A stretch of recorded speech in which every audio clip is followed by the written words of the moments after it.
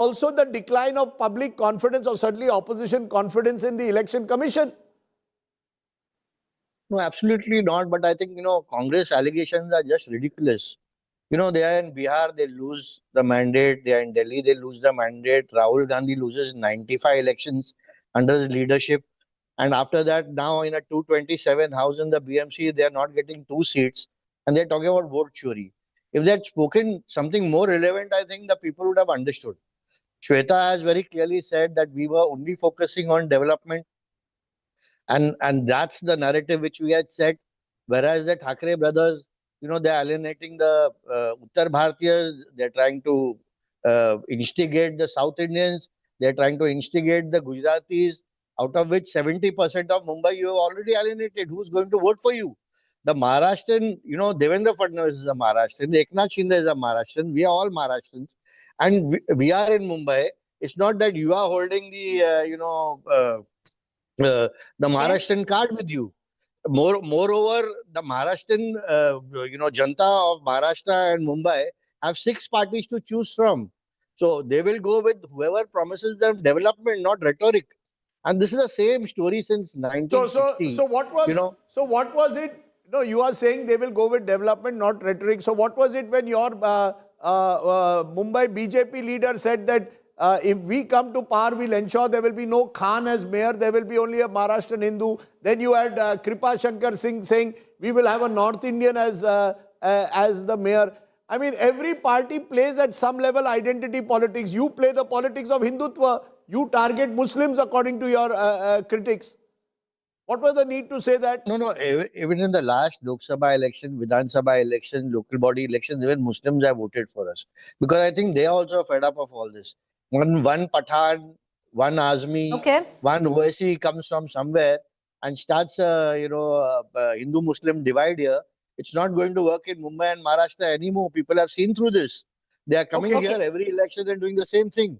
Okay, Krishna Hegde, I'm going to bring in Amitabh Tiwari, but before I do that, I just want to ask you one quick question. The mayor, the question of the mayor, if these numbers hold, the BJP can very well say, we want our man, and will say, not very well, will say, we want our man in the chair. No more favors. And you know how important the Mumbai mayor is. So is this question directed to me? Of course, sir, it's debated to you. No, I thought it was for some other panelist. Sir, you only. You represent Eknath Shinde. So it's you only. Because even you know that that there is a special rule that even in 227 corporators rule otherwise, the mayor can unilaterally take a call. That is the importance of the mayor of Mumbai. And you're talking about the richest corporation, if not in India, but in Asia. So that post is important, sir. And the BJP has its eyes clearly on that post. Let's take that to Shweta Shalini, because I think Shweta Shalini, is the BJP very clear? If you are party number 1 of Mumbai, you get the mayor post for the first time. You've never had it in the past. Are you all very clear? So, Rajdeep, I think the last question to Krishna ji was very interesting, and you guys need to remember, his man is our man is his man. We are together in this. So, we are very clear, the mayor of Mumbai, and I personally hope that it's a woman, but he or she will definitely be progressive. They will be somebody who will ensure that the ideology of Mahayuti and the focus of Viksit Bharat, Viksit Maharashtra and Viksit Mumbai is going to be taken forward. And they will stick to not only the promises and the rhetoric, but actually what Devendra Fadnavis ji stands BJP for. or Eknath Shinde? Which party will this she be from? She from your party or their party? Or it doesn't matter? It doesn't matter. It is, he or she is definitely going to be from Mahayuti. And we have won this election, or we are winning this election as one. I think what people have supported is our vision. And he or she will definitely support our vision. Okay, in the first 46 wards, it is slightly closer. 26 to the BJP-led alliance, but the UBT not being wiped out, leading in 17, Congress in 2. Remember, the BJP is hoping to cross 100 on its own, which will give it a big victory. Amitabh Tiwari, your first takeaway from these early trends. Pune, clearly BJP well ahead, scoring big in Pune. Mumbai ahead, but not by the same margin. Across Maharashtra, barring 4 or 5 municipal corporations, everywhere it's a saffron surge. Yeah, so early trends, but I think except for Mumbai and Shambhajinagar, where there seems to be some sort of fight, across all other municipal corporations, I think the BJP or the BJP and Shiv Sena-led alliance is ahead. Nasik also seems to be a fight, Amitabh Tiwari. But Amitabh Tiwari, with what you're looking right now, where Mumbai is concerned, do you see BJP crossing 100? Because even at the height and the peak of the Shiv Sena, even at that time, only once have they ever crossed the 100 mark in terms of wards. Yes, historically, only two parties have crossed, and twice. Once Shiv Sena and once the Congress in 1992. Yes. As of now, it appears to be difficult if these trends only hold. But we have to understand that in BMC, the close contests are very high. In 2017, there were 53 seats where the victory margin was less than 1,000 votes. So we could see a seesaw. And I should actually first congratulate India Today and Aaj that they are the only ones who are holding on to this 46 trends. Otherwise, people have gone crazy. And No, I want to tell a very good point. Good point, Amitabh Amitabh Tiwari, I want to tell our viewers, look at the joke that some channels are pulling off on the voters. Only 46 wards are counting, and one of Maharashtra's leading channel is giving 80 seats to BJP Shinde and 64 to Thackeray Bandhu.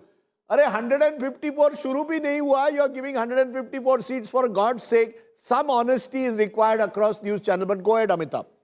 Yeah. So in the last 2017 municipal corporation election, 15 were with BMC, as in 15 BJP was SLP or the winner. 5 were with Shiv Sena, 5 with Congress, 1 with NCP and 1 with others. So this number also we have to watch closely, because 2 new municipal corporations have been added. So out of these 29, does the BJP increase its tally from 15? And does the Congress hold on to the 5 municipal corporations which they had won largely in minority dominated areas like the Malegaon, Bhiwandi, Kolhapur, Parbhani, etc. So I think the overall picture also needs to be seen. Yeah, I'll just add there. Overall picture, one of the big takeaways at the moment, a real staggering result is coming from Pimpri Chinchwad. This is on the outskirts of Pune, but it is seen as part of the growing industrialization of Pune. At the moment, 61 leads available there in Pimpri Chinchwad. BJP leading in 44. The Rashtravadi is leading only in 8. The Nationalist Congress. So the big, if these numbers hold, we are focusing, Preeti, on the Thackray brothers constantly. And the Pawars. If these numbers hold, the Pawars could be taking a big hit. And remember, unlike Mumbai, where 46 seats are counted at a time, Pimpri Chinchwad, all seats are counting. So that, Rajat, could be a big setback. As you said earlier, Sharad Pawar is now 85. He's not getting any younger. Ajit Pawar has fancied himself as the strongman of Pune, Pimpri Chinchwad areas around. They're leading in Ichalkaranji, but nowhere else. This was created, so to say, by Ajit Dada himself. That's right. Is what he used to claim, that this is a urban municipal corporation that I have built right from scratch. And if even that falls, I mean, look at the prominent leaders, Mahesh Langde, Lakshman Jagtap, who is now expired. But these were the stalwarts of that place. All of these people, lock, stock and barrel, moved to the BJP. So the entire leadership around PCMC that was built by Ajit Dada is now all withered away into multiple parties, leaving a complete void there. But you know, the bigger challenge here for Ajit Pawar is he wanted to be Maharashtra ka Dada. But if he is not even Pimpri Chinchwad ka Dada, then what Dada is he? So that is the big, credibility question. What do you think would be the implications on the alliance? See, I mean, we've seen one of these scandals broke around Pune land around his son. Yes. That is also, taking a toll onto his own credibility. And on top of that, if there is no political value that he brings to the table, his position gets diminished. Currently, he is occupying an important Deputy Chief Minister chair. He's occupying the finance portfolio, very important portfolio within the ministry. He holds the purses to the Mantralaya. And if he's not able to hold on to his forts, literally forts of PCMC in Pune, I believe there will be serious questions like what value is he getting in? Rajiv, can I ask you a question? Because you've died in wool where Maharashtra politics is concerned. Look at the time frame, Rajdeep. Since the last time the BMC elections were held, 2017 to now. And look at it and how things have changed in terms of alliances, breaking, coming together, and the BJP stitching together now, where you've made an Ajit Pawar irrelevant, you made an Eknath Shinde completely dependent, and you are in the prime position. You have completely liquidated the Thackeray brand. The Congress is marginalized. Sharad Pawar is on the sidelines. It's all BJP. I will tell you a story many years ago from Pramod Mahajan. I asked him once, this was when Vajpayee was Prime Minister. I said, you're now the #1 party nationally. Why do you take lesser seats than the Shiv Sena? He said, while Balasaheb Thackeray is there, we need him. You will see what happens after Balasaheb Thackeray. Every time I look at these numbers, I think about what Pramod Mahajan said there. The BJP has consciously and steadily expanded its footprint, slowly but steadily, needs to almost ensure that the regional parties of Maharashtra, such as they are marginalized. The more they get marginalized, the BJP becomes #1. The Congress was the dominant party. The vacuum left by the Congress had made Maharashtra mirror cracked. Therefore, you had all these shifting alliances. Now you will see, I believe, in the next 5-10 years, if these numbers hold domination by the BJP, and the regional parties will have to decide kya karna hai. Does Ajit Pawar go back to Sharad Pawar? Do you again have a Maha Will you hold Vikas that thought? Aghadi? We have Mr. Athavale. We have my old friend Ramdas Athavale. Kashe aat, sir? Good morning. Namaskar. कसे आहात Athawale sir बोलिए नमस्कार ठीक है mister Athawale बस ठीक हूं मैं सर ये नंबर दिखा रहे हैं कि बीजेपी जहां भी देखो बीजेपी #1 पार्टी बनकर जा रही है आपको भी उन्होंने सीट नहीं दी आप चाहते थे मुंबई में आपको सीट मिले वो भी उन्होंने नहीं दिया आप मंत्री बन गए आपकी पार्टी बिल्कुल हाशिए पर हो गई और बीजेपी #1 हो गई बीजेपी आप सब छोटी मोटी पार्टियों को खत्म कर रही है और महाराष्ट्र की पार्टी #1 बन रही है मानते हैं नहीं बीजेपी तो #1 पार्टी है जब से नरेंद्र मोदी जी देश के प्रधानमंत्री बने तब से बीजेपी एकदम पावरफुल बनती जा रही है लेकिन एक बात सही है कि मुंबई के इलेक्शन में एक बार मेरे पार्टी का मेयर भी था एक बार मेरे पार्टी के 12 कारपोरेटर चुनकर आए थे कांग्रेस अलायंस में तब मेरे पार्टी का मेयर भी बना था मुंबई में मेरे पार्टी की तो ताकत भी है लेकिन अपने बलबूते पर लड़कर चुनकर आने की ताकत नहीं है तो बीजेपी और शिवसेना में एकनाथ शिंदे में बहुत देर तक जैसे चर्चा चलती रही और उसमें हमें सीट देने का मतलब उनको सीट नहीं मिली लेकिन देवेंद्र फडणवीस जी ने आरपीआई को एक एमएलसी देने के लिए बोला है एक दो महामंडल के चेयरमैन है पर आपको कुछ मिला नहीं नगर पालिका में 2 सर लेकिन आपको धीरे धीरे खत्म किया जा रहा है आपको धीरे धीरे खत्म किया जा रहा है आपका कोई अस्तित्व नहीं रह जाएगा अब नहीं खत्म तो मैं नहीं हो जाऊंगा मैं दिल्ली में मंत्री होने से मेरी पार्टी पूरे देश भर में है महाराष्ट्र में थोड़ा नुकसान हो रहा है अठावले साहब बात वही है ना दिल्ली में आप मंत्री हैं पार्टी का अस्तित्व आप महाराष्ट्र में देख लीजिए अभी क्या है क्रोनोलॉजी समझिए राजदीप सर ये कहने की कोशिश कर रहे थे देखिए 2017 से अब तक क्या हुआ है अगर जो अजीत पवार हैं वो साइडलाइन हो गए हैं एकनाथ शिंदे डिपेंडेंट हो गए हैं ऑल कंज्यूमिंग बीजेपी है आप जैसी जो और भी छोटी पार्टी है उसका अस्तित्व क्या होगा आप तो मंत्री हैं पार्टी का अस्तित्व क्या होगा हाँ नहीं ठीक है मेरी पार्टी तो है लेकिन अभी जिस तरह थोड़ा हमारे ऊपर अन्याय हुआ है इस वक्त कुछ सीटें 8-10 सीटें मिलनी चाहिए थी लेकिन एकनाथ शिंदे जी को उनको साथ में लेने की आवश्यकता थी और इसीलिए मतलब हमें सीटें नहीं मिली है इसीलिए माननीय देवेंद्र फडणवीस जी ने हमको बताया है कि भाई पार्टी को सत्ता में भागीदारी दी जाएगी और आरपीआई हमारे साथ रहना ही चाहिए इसी तरह उन्होंने हमको बताया है इसीलिए मुझे लगता है कि पार्टी का थोड़ा नुकसान हुआ है लेकिन वो नुकसान के बाद मतलब सत्ता में भागीदारी महाराष्ट्र में दी जाएगी मैं तो केंद्र में मंत्री हूँ लेकिन जिस महाराष्ट्र से मैं केंद्र में मंत्री हूँ उस महाराष्ट्र के वर्कर को भी कुछ मिलना चाहिए मेरी मांगनी डिमांड है और देवेंद्र फडणवीस जी ने मान्य किया है कि जरूर आरपीआई गाने का कार्यकर्ताओं को सत्ता की भागीदारी दी जाएगी very interesting now. Maharashtra poll panel, big breaking news. Maharashtra EC has now said there will be no marker pen used in the Zilla Parishad elections. It's an India Today impact. It was our reporters, Mumbai Tak and others who exposed first how the indelible ink, so-called indelible ink, was being removed very easily. And now you have the Maharashtra EC, which first brazened it out and said there was nothing. But how does it help now, Rajdeep, to come and say that it won't happen in Zilla Parishad? It's already happened. But it's a huge admission. And it really reflects, I'm not saying that removing the ink means you can go and vote again. There will be checks there. But still, the idea of the elections of India was that your ink cannot be removed. And the moment it is, this is a huge, in a way, embarrassment for the Maharashtra election commission. And of course, the National Election Commission should also have to answer. Now, this will be used by the opposition. Gives them confidence to say it's a compromise election. You know, that's unfortunate again, because as I said, it doesn't mean that you do duplicate voting if you remove the ink. But clearly, why do you need marker pens? They say that we use marker pens since 2011. That's no excuse.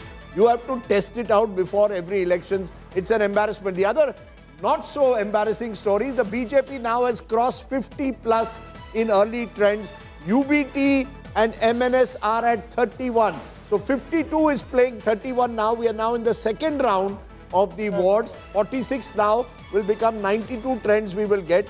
31 to UBT, BJP 52, BJP now comfortably together, remember, in alliance, right, above the halfway mark in Maharashtra at the moment, crossing 50 seats. But a huge embarrassment there for the election Hugely commission. embarrassing. You agree that, Manish, that, you know, if I tell the day later, yes, I won't use ink next time, that's an admission that you got it wrong. Rajdeep, Mr. Thackeray wants to recite a poem before he goes. Sorry, Manish, we're coming right back to you.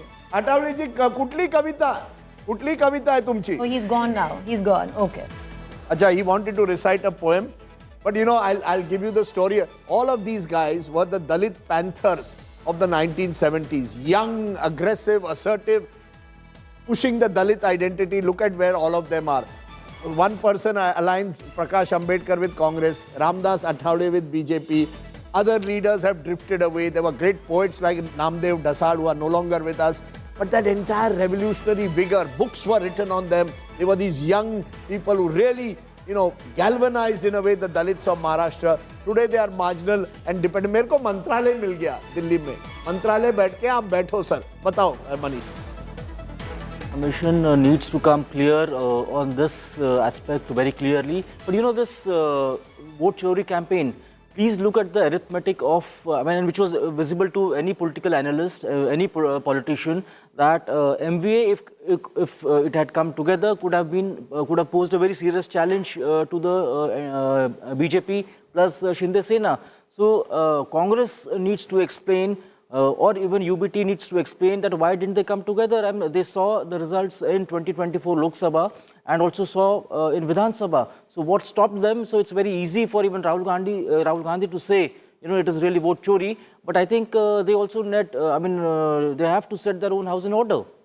Nobody's denying they have to set their own house in order. You know, that is away from everything else. But this is a question which is deeply embarrassing for the Election Commission, that you used marker pens, you were exposed, you tried to brazen it out, and then ultimately you have admitted that in the upcoming Zilla Parishad polls, because right after this will be the round of Zilla Parishad polls which would be coming in, and you have admitted that the same marker, the pen, will not be used for the Zilla Parishad polls. Now, what it does... Yes, Rajat, you wanted to add to that. But I just wanted to say this, that you know, the state election commissions are almost like a parallel machine to the National Election Commission. You need to understand that their entire setup, the set of people who work inside the SEC is very different from the CEO office, which is reporting directly to the National Election Commission. But this doesn't do any service to the overall credibility of the election. Because the opposition, Rajat, will tie this together. You know, and this is not a new innovation that you are trying. It is already a sorted issue. How can you get this wrong? This is clearly the fault of the bureaucrats over there. I mean, it's not like the BJP is trying to construct a marker pen out there. No. This is the job of the SEC and people should be fired. The problem in the country is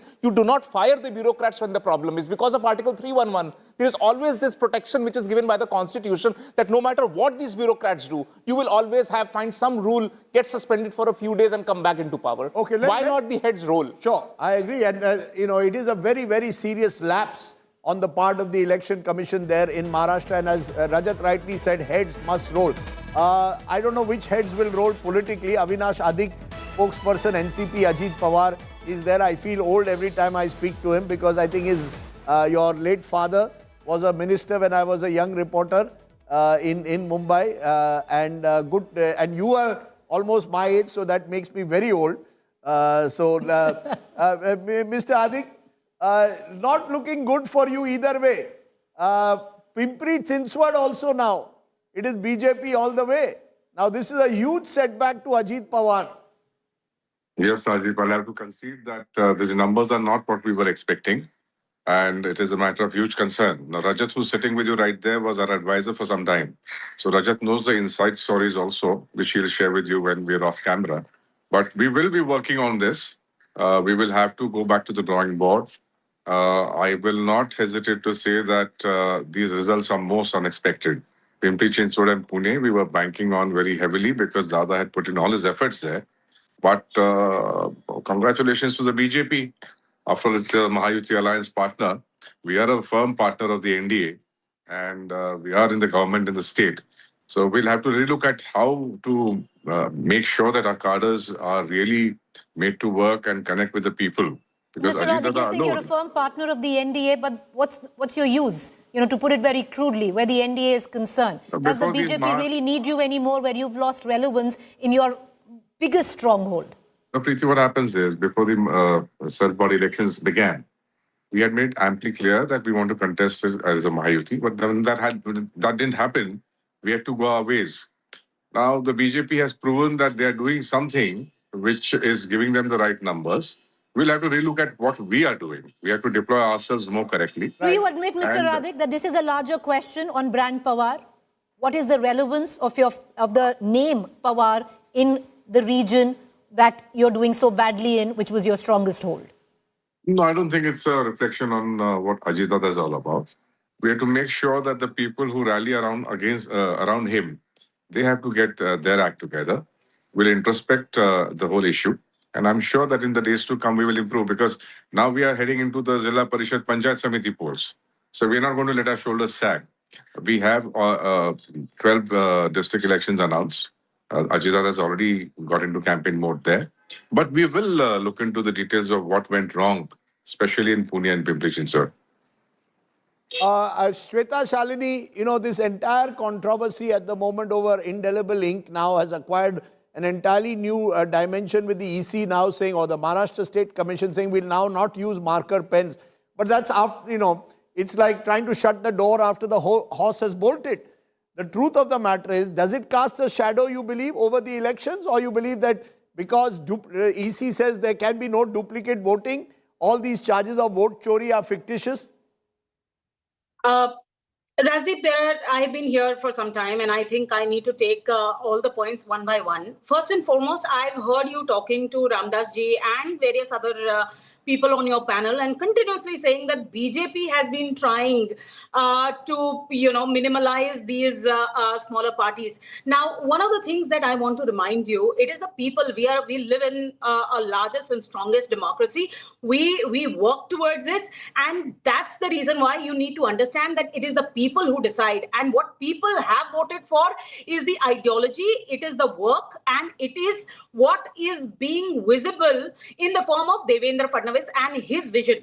Now, having said that, let's come back to one by one. I also want to talk about PCMC and Pune. If you actually look at PCMC and Pune, our natural alliance, and BJP has always said this, our natural alliance is the ideological Shiv Sena, which is Eknath ji's Shiv Sena. And in Pimpri Chinchwad, we have specifically spoken about the metro, the AIMS which has come by, the IIM in Pimpri Chinchwad which is coming. And I think personally, this is exactly the confidence that the people have shown on us. This triple engine is what people are voting for continuously. And that's one of the reasons why you saw neither Sharad Pawar ji or Rahul Gandhi actually come down on the streets. And as far as the Thackeray brothers is concerned, They planned 4 rallies, out of which 1 rally, MNS also did not appear. And on the other hand, Devendra Fadnavis ji has done 37 rallies.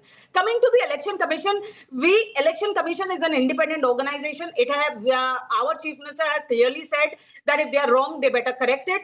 But we are time and again saying, my ink, I voted yesterday, my ink stays. And it also depends on one of if the pen was dried at some point of time. Very clearly, either way, it's a grave lapse. Let us not minimize this lapse. The very fact that they are now saying marker pens will not be used means something went wrong. But this is about, as Rajat rightly said, some heads must roll bureaucratically. Otherwise, the impression will go the Election Commission can get away with whatever it wants because it has the sole superintendence and organization of elections constitutionally. But Amitabh Tiwari, there are 2 brands in a way at stake. We have been focusing on the Mumbai brand where clearly the BJP is well ahead of the Thackerays. But in Pune, it's well ahead of the Pawars. It's ahead even in Pimpri-Chinchwad. Does that mean that the Pawar brand also will now take a major hit? No, essentially, if you see the downslide or the slide in NCP's performance started from 2017, where the BJP won big in both Pimpri and Pune. And even in the Vidhan Sabha elections, if you see, since NCP, Ajit Pawar was part of the alliance, it did not get the majority of the seats to fight in Pune and Pimpri-Chinchwad. The majority of the Vidhan Sabha seats were fought by BJP. I think they have only 1 or 2 MLAs in Pune and just 1 out of 3 in Pimpri. So they already conceded space to the BJP in these urban pockets in the Vidhan Sabha election. Now, when you come out of the alliance and contest as the main opposition parties, the voters are confused because they see Ajit Pawar as being part of the alliance and being a deputy chief minister in the Maha government. So it creates a confusion in the mind of the voters. The voters have already shifted to BJP in the Vidhan Sabha election and they see it largely as a local play. And we are also seeing, Amitabh, to take your point to Krishna Hegde, even the Eknath Shinde group, Mr. Hegde, your party, is also struggling to keep pace with the BJP. Kalyan Dombivli, where the MP is his son Shrikant Shinde, BJP is leading in 17 and your party in 9. And here there have been clashes between the supporters over a tussle for supremacy. So except for Thane, where of course you are leading at the moment, in other places the BJP is ahead of you. So you are also now very much a junior partner. BJP in the last 15 months has ensured बाकी आप लोग सब junior हो गए, हम senior. No, I wouldn't go with that point of view. I would say that the Mahayuti is intact. We are working as one cohesive unit. Devendra Fadnavis ji and Eknath Shinde ji have campaigned extensively throughout Maharashtra. Now, Mr. Hegde, now you know cricket better. Let's play with a straight bat.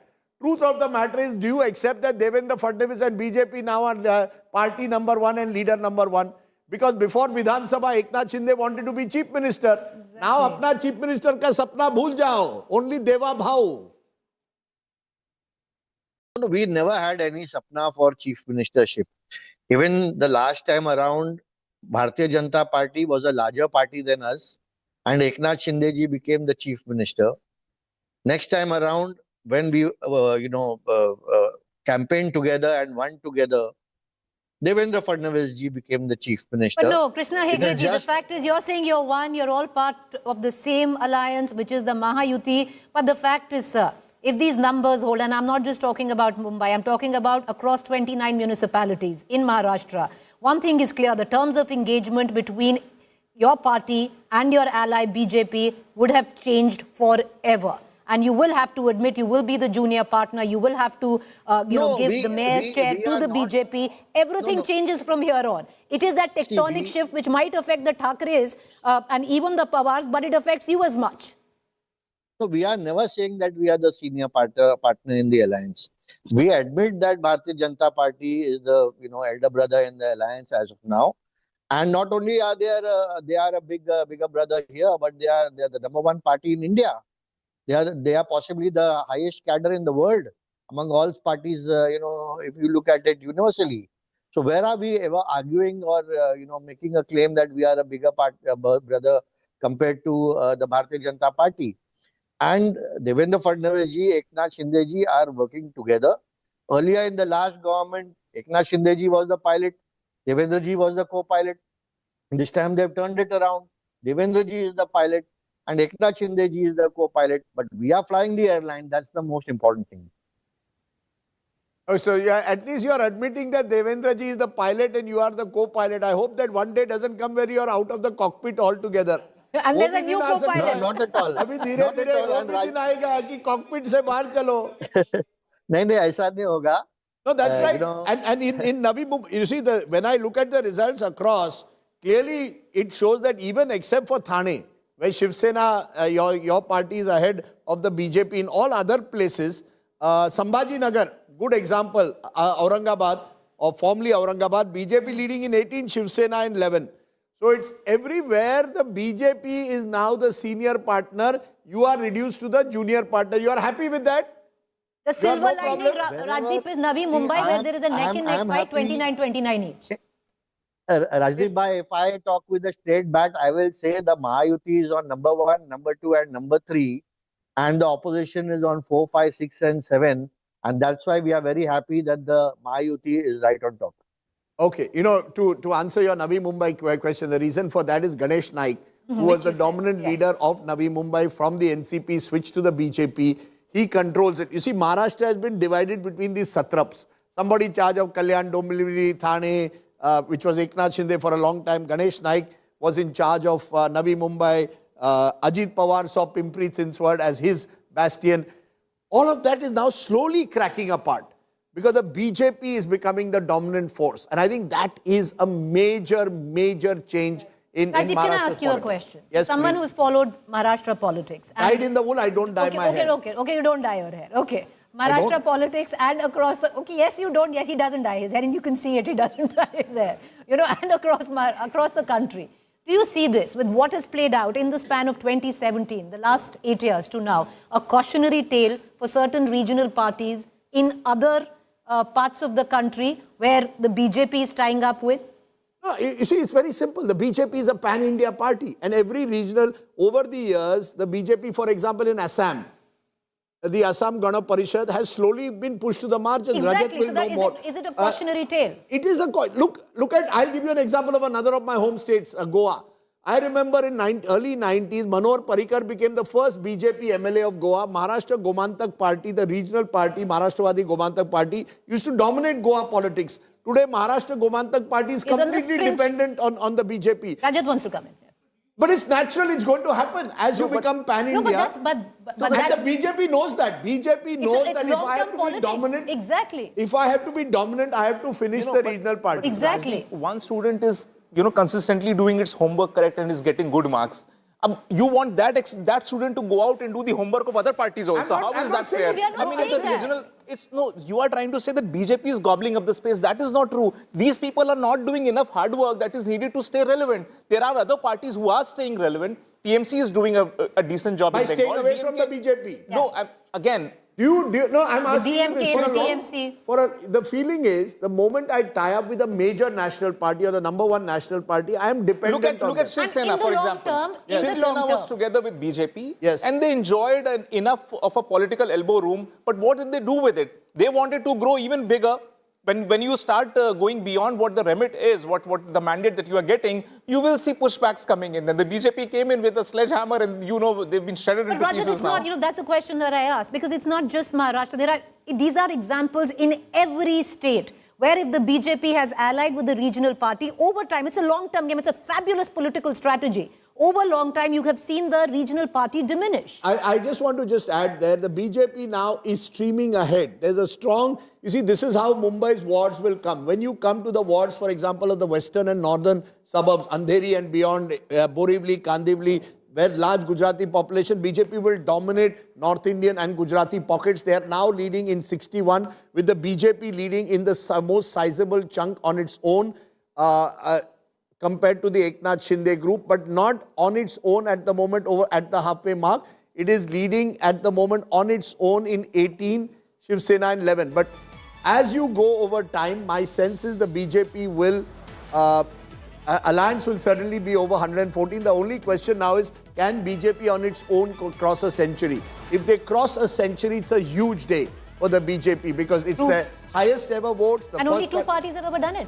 Only two parties have ever done it. And I think it only amplifies the larger point of the BJP becoming party number one. But maybe Amitabh Tiwari wants to pitch in on that. Is there a sense that as the BJP grows, Amitabh, the regional parties it allies with will automatically shrink? Or as Rajat says, they don't work hard enough, the regional parties, to expand their footprint? What also is a fact that regional parties in India are controlled by families.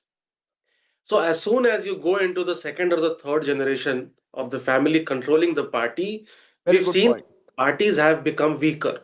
So Uddhav Thackeray or a Raja Sahab Thackeray do not enjoy the same charisma as Bala Sahab Thackeray used to. The same can be said for Ajit Pawar or a Supriya Sule. So while Rajat is right in the sense that these parties also, it's not only that BJP is gobbling up their space, it's also because these parties have not been able to hold on to their spaces, and this family control at the top, not letting other leaders grow in their parties, is also perhaps hampering growth of these parties. If you see, Shiv Sena was leading in 5 in 2017. Mumbai, Thane, Kalyan, Ahmednagar and Aurangabad.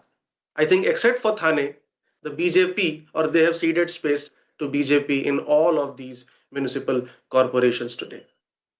And more good news coming for the BJP is from Nagpur, of course, the home of Devendra Fadnavis, home of Nitin Gadkari. Again, a sweep for the BJP in Nagpur. So, Shweta Shalini, you can smile all the way. Except for a couple of pockets like Ichal Karanji, I don't see out of the 29 municipal corporations, maybe 4 or 5 at best are going against you. So, you can have a very, very wide smile. Yes, we are smiling already, and not 20 plus, but we are looking at a 25 plus strike rate. I think it is.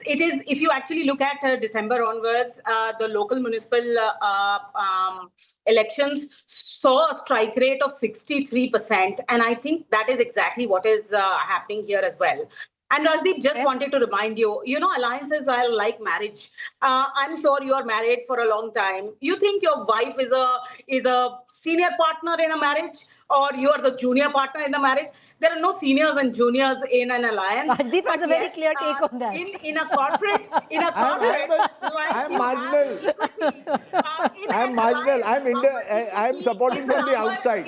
I'm like a coalition partner, madam, supporting from outside. I support from outside. Whatever the big party does, I accept. I'm like Ramdas Athavale. As long as I'm a minister. In a corporate partnership, the more we look at the corporate partnership, it is more like equity. And in this partnership and in this alliance, our equity is our karyakartas. Okay. And Shweta Shalini, smile a bit. Look at, smile a bit. Celebrations have already started in various parts of Maharashtra. We'll give you something more to smile about. BJP is celebrating, and they have every reason to celebrate. And I would think if this win is scripted, Rajdeep, and maybe you'd want to reflect on that, and Rajat can come in, this is Devendra Fadnavis' moment. Because I think it's... Okay. Oh, Manish would want to come in. Sorry, Manish. Go ahead. Very important point about BMC elections was that it was seen as a fight or a contest between Hindutva forces and the Marathi identity. And I think, but it was not, they were exclusivist. I think what you have essentially seen in these elections and with these results are that Hindutva really brought the Marathi Manus under their own tent, and now we are seeing exactly the results in favor of the BJP and the Shinde Sena. It's come full circle where Uddhav Thackeray is concerned. There is serious introspection. The Thackeray brand needs to seriously reinvent if these are the numbers. But Rajdeep, if these numbers hold, and now they're seeming to be holding, we can say that this is Devendra Fadnavis' moment. We need to take a moment to reflect on Devendra Fadnavis, of him stitching together this kind of win, and an emphatic win across 29 municipalities. Look at how politics has changed. You mentioned 2017. Devendra Fadnavis then had a setback in 2019 when he became the most short-lived Chief Minister of Maharashtra. Within a week of becoming Chief Minister, his government fell. And I think since then, he's been waiting for a moment where he can establish his dominance. This performance will be seen as dominant. You see, it's one thing to win on the back of your allies. This victory is not on the back of your allies. This victory is the BJP asserting itself as the party number one and others dependent on it. And Devendra Fadnavis, as I said, consciously has made this election about himself in a way. Because You there didn't was see no- there was Modi no Prime Minister campaigning, no Modi. Amit Shah, no Yogi Adityanath. Devendra Fadnavis has been the dominant figure. So if these numbers hold, you're quite right. This would be a major victory for point. Devendra Fadnavis, and his political graph would only grow higher. A Brahmin, a Maharashtrian, and so much was said about what is the quintessential Marathi Manus. For him, he's also Marathi. Is he the new Marathi Manus, which is aspirational, Rajdeep, who looks very differently at what is Marathi Asmita? Yes, I think so. I think, look, he comes from I think there's a generational shift also taking place in Maharashtra. You've got a 55-year-old who doesn't belong to the Pawar age. You see, Sharad Pawar dominated Maharashtra politics in whatever fashion for 25, 30 years. I think we have come out of that Pawar Thackeray age today. I think that's an important point. The yug of the Pawar and Thackeраys is being replaced by, I hesitate to say, a BJP yug. I won't say Fadnavis yug, but a BJP era. What implications that will have? Will the opposition now realize the desperate need to consolidate further, like they did with the MVA, and remember, won in the Lok Sabha of 2024 as a result? These are all straws in the wind. I don't think the last act has been played out, but this scene has been won comprehensively by Devendra Fadnavis. And this scene has also been stitched together, viewers. And let's take it back. And Rajat wants to come in. All the way from 2017, Rajat, of what we are seeing today, what we are witnessing today, has been in place in the work since 2017. When Devendra Fadnavis, though the election results came the BJP and the Shiv Sena way, he was still forced to sit in the opposition. He made this famous line in Hindi as the leader of opposition, कि मेरा पानी उतरता देख घर मत बसा लेना. You're right. मैं समंदर हूँ वापस जरूर आऊँगा. And what a way to rise and rise up election after election. We've seen in an assembly election the kind of record mandate that the BJP got. Because they clearly saw one man, walking the talk of the ideology, which is very important. And this is where, all other parties stand in sharp contrast with the BJP. He's a doer. He genuinely feels that Maharashtra should go up to the levels which was expected out of that. It was one of the most industrialized state at one point. But it kept decaying because of these, shoddy politics, because of these regional satraps trying to do away with core governance issues. Now he's back. And on the other side, you were talking about reinvention. Every politician will have to reinvent or they will be rendered useless. If you pick Shiv Sena, their name has Shiv inside it, and you want to be a Muslim party. That doesn't work. Fair point. I don't think they want to be a Muslim party. I think that's an unfair comment.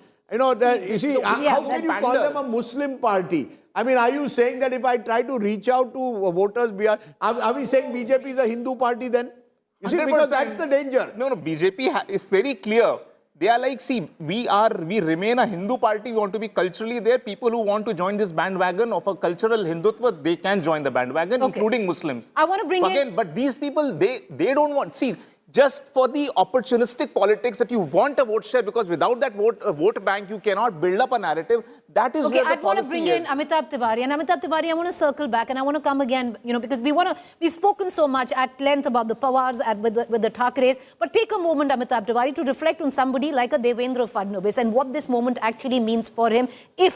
Now it's all coming together because these leads are forming up. In all probabilities, we are looking at a total Saffron sweep across 29. One or two aberrations here and there, but across 29 municipalities. And this was a time where you did not have the Prime Minister, you did not have a central leader on the ground where Maharashtra was concerned campaigning. It was Devendra Fadnavis. Yeah, so Devendra Fadnavis represents many facets. So to the Ladki Bahin, he is the Devendra Bhav. So he has a core message for different sets of voters. While he also appeals to the core Hindutva ideology voter. Maharashtra has the highest urbanization in the country. So he very well understands that only Hindutva cannot get him beyond certain votes or certain seats. If you recall, in 2014 and 2019, the BJP was at 105 or 122 seats. So it also represents a vision for the creation of a new Maharashtra, which is led by infrastructure.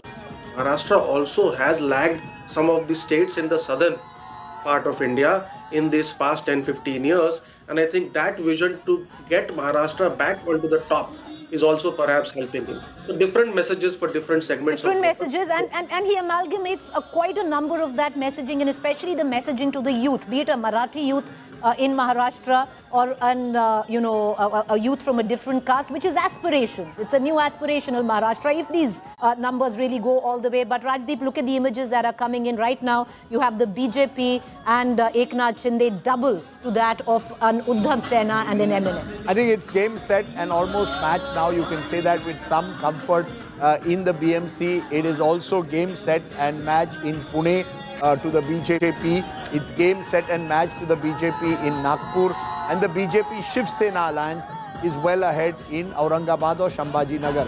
So the four biggest cities of Maharashtra, Nashik also, the numbers seem to suggest, interestingly, the BJP at the moment, the BJP-led alliance is ahead. So across the major cities of Maharashtra, you're seeing a Saffron surge. It is in line with what we saw in a little, sorry, I must correct myself. Nashik is a little, is turning out to be a close run race, because there, very interestingly, you had an anti-BJP front being created both with the NCP Congress as well as the MNS UBT. And together, if you see, they are a little ahead. 14 to the BJP, MVA plus MNS 9, SS plus NCP is 14. So they've come together to with take on the BJP. India alliance in Nashik. You see, politics is arithmetic and chemistry. I think the opposition has got their arithmetic wrong across Maharashtra and the chemistry also wrong. And therefore, they need to go back to the drawing board. Nothing is permanent. But I think the BJP has worked at it consistently over a long period of time, and they're reaping the rewards for a decade of concentrated work.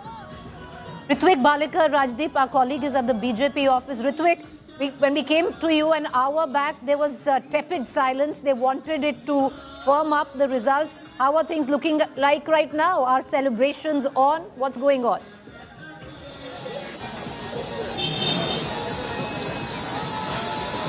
Yeah, the scenes are changing right now at BJP headquarters, and people are now pouring in, and you can see the crowd of the Karyakartas have now come here, and we can also see the saffron cloth being covering the stage now, and the preparations are almost done. Now, only thing BJP leaders are waiting for is to the numbers should cross the magic figure, which is 114. Right now, the trends which are we can see is they are above 90, but once officially the magic figure is crossed, BJP leaders have told to start celebrations. What they are telling us is that till it is officially not declared, they are not going to celebrate, neither they are going to react on it, but they will be patient and they will be waiting for the official numbers to come out. Right now, the trends are, what we can see is somewhere near 90 BJP and Shinde Sena, but at the same time, within an hour or so, the whole celebration will be starting at BJP headquarters, and the preparations are completed now. And by 5 p.m., not just CM Devendra Fadnavis, but all the crucial leaders of state BJP, BJP State President Ravindra Chavan, be it Mumbai President Amit Satam, or Minister Ashish Shelar, will be coming over to the headquarters and joining these celebrations in a while. Okay, so the BJP eyeing a massive sweep across Maharashtra. The BJP now all set to not only get its first mayor in the Brihan Mumbai Municipal Corporation, but across Maharashtra, Pune, Nagpur, Thane, Shambhaji Nagar, the saffron flag, Kalyan Dombivli. The BJP out of the 29 municipal corporations, along with its allies, is leading in as many as 24 as of now out of the 29. This is a huge, huge day for the Bharatiya Janata Party. Remember, you could argue that the RSS, of course, leadership has always been Maharashtrian dominated. It always, Nagpur has been its citadel, but it never really grew in Maharashtra. Vidarbha was always Congress dominated. Marathwada would see an element of flux. The Congress was the dominant party of Western Maharashtra. Mumbai was Shiv Sena territory. All of that has changed today, Preeti. You've got a new picture of Maharashtra. The mirror crack is now a very stable BJP-led dominance that we are going to see in Maharashtra, I think, over the next foreseeable future. Well, this is a tectonic shift, and it's a tectonic shift, Rajdeep, where politics in Maharashtra are concerned, where political leaders and perception in Maharashtra are concerned. That's a big one. And even where you looked at, and let's from macro go into micro, where Mumbai is concerned. The new Mumbai that is often spoken of by Devendra Fadnavis, which has completely, at least with this election today, while you have the shadow of the Thackerays on what Mumbai was, but the new Mumbai has somewhere down the line broken that cord, and this is a new chapter in the history. Every history, every city, every state has a destiny attached to it, and it seems Mumbai as a city is moving in its destiny to a very, very new chapter. The shadow of the Thackerays, the brand of the Thackeраys are not, that strong, that potent anymore, and a lot of rethinking where the Thackray camp is concerned, Rajdeep, today, especially when it comes down to reinvention and coming up with something which is not recycling and regurgitating on old regional tropes, something new. And this is, once again, there are many factors to it. Number one, Rajdeep, if we're going to break this down, number one, it is the emergence of the Bharatiya Janata Party as possibly the single largest party in terms of Mumbai. And will it go over the 100 mark? That remains to be seen. Number two, the dilution of the Thackeраys completely. Number three, where you look at, the Congress there and the other parties completely relegated. Congress thought it would be able to hold on to its core vote bank. That hasn't happened. So three big factors which are playing on a macro level. This is a cautionary trail for a lot of regional parties, and that's played out over the course of the last, 8 years, Rajdeep. And how the BJP itself, foresight, longevity from 27, stitching this win inch by inch, election by election. And we are standing here today where BJP is the fulcrum of politics in Maharashtra. Absolutely. And remember, the BJP has won and dominated Uttar Pradesh in the last decade. Now, if you win Maharashtra and dominate that, India's two biggest states are with the BJP.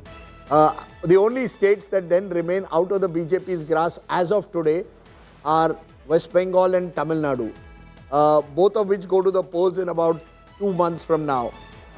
And of course, Kerala, where the BJP is clearly not a major player. But you actually have a situation now where the BJP is inching forward to becoming what the Congress was in its pomp, a hegemonic party almost across this country.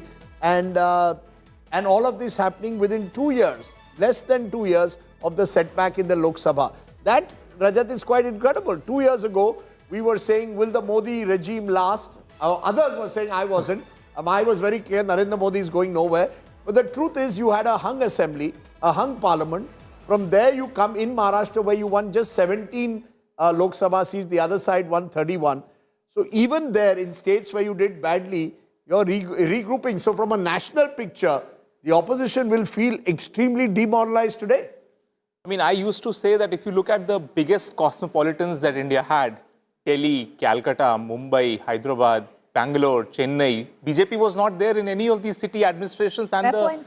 So, but over time, in just 2 years' time, we've seen that all of these big prominent cosmopolitans, of course, leaving Kolkata and Chennai aside, Hyderabad aside, it is still now inching towards trying to dominate these cosmopolitans also, because this is where the hardcore middle class But lives. do you think it's also the long game?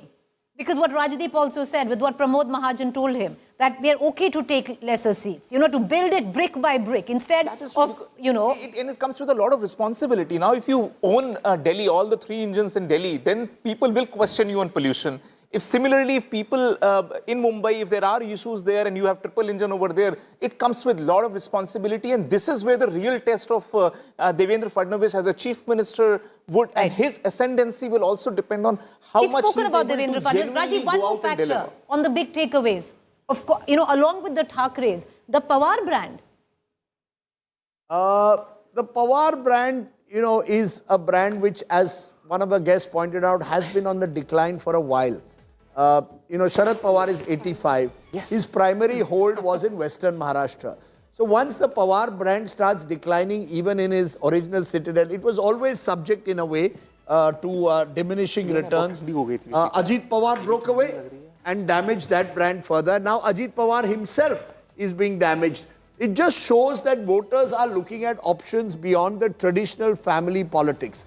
I think Maharashtra's traditional family politics are now facing, the politics of these satraps and the politics of families have taken a huge hit today.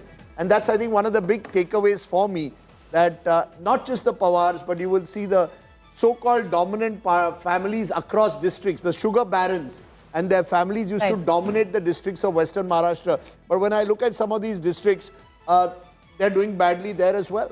So I think the BJP has been able to make itself a truly pan-Maharashtra party, even as the other parties are very localized. And the Congress, which was the other pan-Maharashtra party, has just been organizationally so comatose in the last 24 months in particular, that I'm not surprised. All right, we have Rakesh Shankar Shetty, who's joining us from the Congress there. Rakesh Shankar Shetty, when you're looking at the board now and how numbers are stacking up, and abysmal, no, Rakesh Shankar Shetty, because you had an option that maybe you would have gone, not that it would have helped much now, Rajdeep. The Congress going in with the Shiv Sena, UBT would not have... What would have really achieved? You not might much. have had a tougher fight in Mumbai. Tougher fight, but that's it. Tougher fight in Mumbai, and the Congress says it wants to build itself, but it clearly hasn't been able to do that. But I think it's beyond now just Mumbai.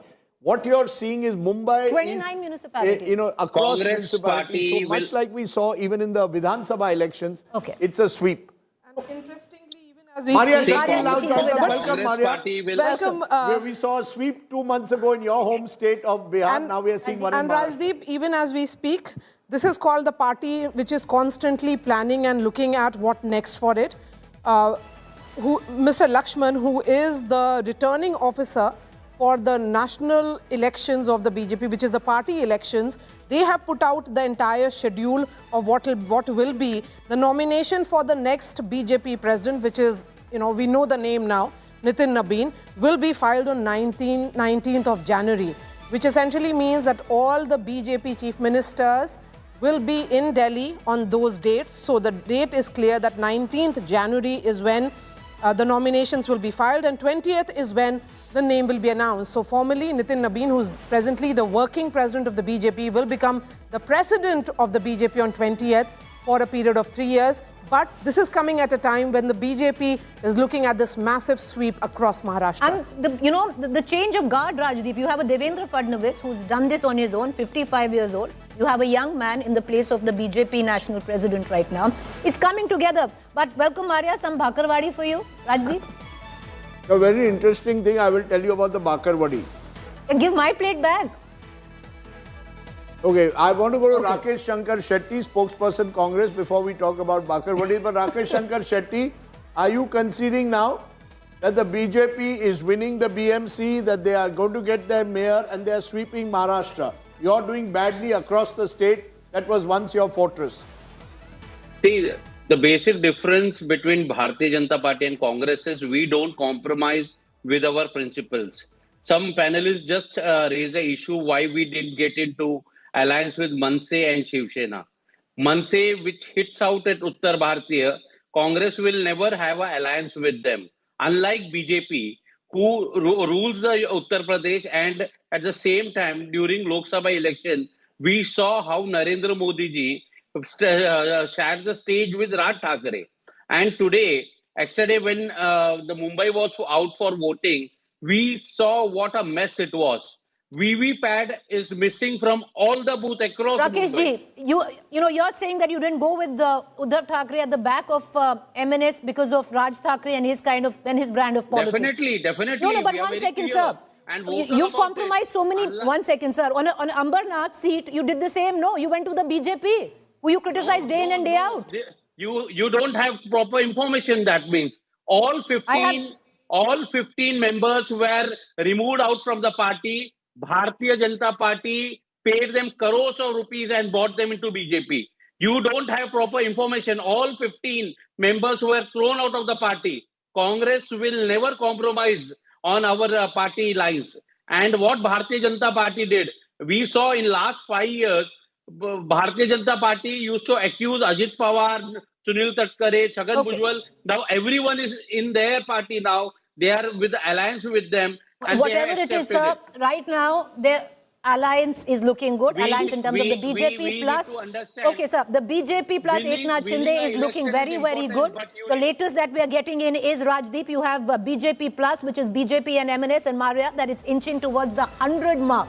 That proverbial figure of 100 wards. The BJP would like to do it alone. Though right now, with the way things are progressing, it seems doubtful. But 94 is where the BJP and the MNS is poised on, nearly the double of what UBT, Shiv Sena and MNS stands at. Yeah, go ahead. Yes, and you know, I'm looking at also some data which has come in, Rajdeep. This has to do with the state-wise campaigns and rallies which have been held by key BJP leaders and key leaders across. If you look at the Congress big sabhas, in terms of big sabhas, they did not do much. So the effort made by the Congress party is also something which can be discussed. But Devendra Fadnavis holding nearly 40 rallies across the state, Eknath Shinde 54, including 29 road shows, Ajit Pawar, Uddhav Thackeray making those efforts. But Uddhav Thackeray and Raj Thackeray were limited largely in Nashik, Thane and Mumbai area. Is that because they see that as largely their bastion? Look, you will be surprised. The Thackerays were supposed to do 3 major rallies in Mumbai. 3. One in the western suburbs, one in central Mumbai in Shivaji Park, and then they were looking for a 3rd venue. What did they do in the end? 1 rally. 1 rally, that too at the very end of the campaign. You can't win elections anymore like this, Maria. You have to go into every state. You have to go into every municipal corporation. You have to go into every city. You can't. Politics, no. Devendra Fadnavis on the last day was in Pune, taking on Ajit Pawar, his own deputy chief minister, because he was hungry to win Pune. So that fire in the belly. The fire, you call it what you want, fire in the belly. Organizational strength. I think it's a combination of 3 things. Yeah. Leadership, ideology and organizational strength. They are all coming together for the BJP at the moment in Maharashtra. It is a sweet spot that they find themselves in that state. So I think the other part, and you're only as good as your rivals or as bad as your rivals. The rivals are not good enough. Advocate Sushil Vyas joins us, spokesperson Shiv Sena Shinde. The question we are asking, are the allies of the BJP accepting that this is BJP's big day and all of you are now the tail that is, and the BJP is the real dominant force? Rajiv ji, good afternoon. This is not the show of one party. This is Maha Civic. You see, whatever the results we are getting support and love and affection from the people of Mumbai and elsewhere in Maharashtra is towards Maha Civic. So everybody, we have worked together last 1 year under the leadership of Devendra Fadnavis ji, prior there to under the leadership of Eknath Rao ji Shinde for 2.5 years. What development work, infrastructure, and we have delivered to the people of Maharashtra. They are paying us back. And they say, you admit from today there is a tectonic shift where the rules of engagement with your ally will be changed forever. Till last year, your leader Eknath Shinde ji wanted to be the chief minister. Today, by the day ends, you will have it. It's difficult for you to even install your own mayor, where the BJP will want their mayor in the seat of power. It will be Maha Civic mayor. No, that's why not say openly that the BJP as the leading party should get the mayor? Why are you denying them their moment in the sun? You should say BJP is the #1 party. They should get their mayor. BJP is our ally. We have whatever results we are getting for the alliance, namely Maha Civic. Okay, well, what does one say? By the way, I have this is what you call Bakarwadi. I want to show it to our viewers. And the reason the Bakarwadi is an important element in the plate of Maharashtrians is because the Gujaratis also claim that they make the Bakarwadi better. So there are certain things like Shrikhand and Bakarwadi where both Gujaratis and Maharashtrians claim they make them better. But at the moment, Gujaratis are running the country and Maharashtrians are running Mumbai. So and you have both Gujarati and Maharashtrian. And you have the real triple engine now, if this the picture is clear. At least in the context of you're right, Maria, at least in the context of Maharashtra, you have a triple engine. But you know, I hesitate to sort of say this will last forever because Maharashtra is a state in flux. And you will see the flux playing out in different ways over the next 5-10 years. But for today, I think we can clearly say the triple engine idea is working in Maharashtra.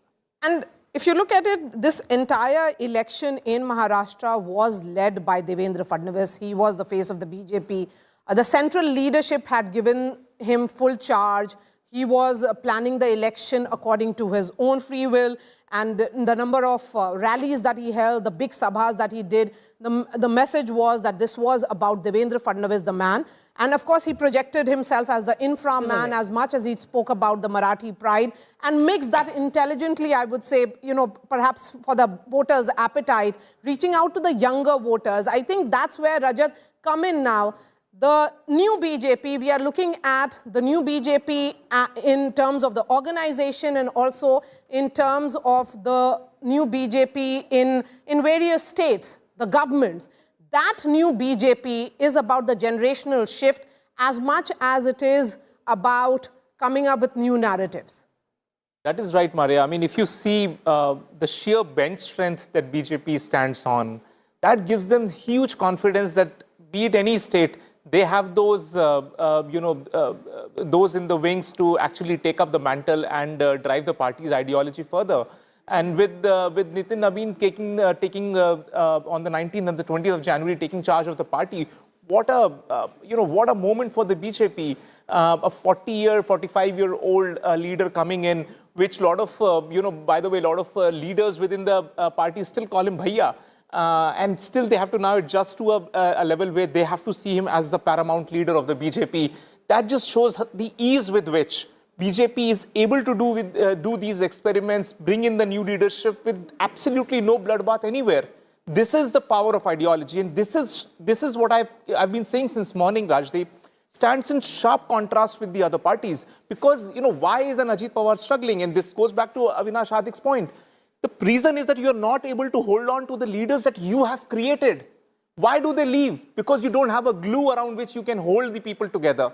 You keep on experimenting with your core ideology. And I mean, how can election vote chori be an ideology? It cannot be an ideology. Okay, interestingly, you can tactically Rajat, I was speaking to one of our senior Sangh members, and I asked that specific question regarding Nitin Nabin, why he. The answer was that, did all of you know when Nitin Gadkari became the party president?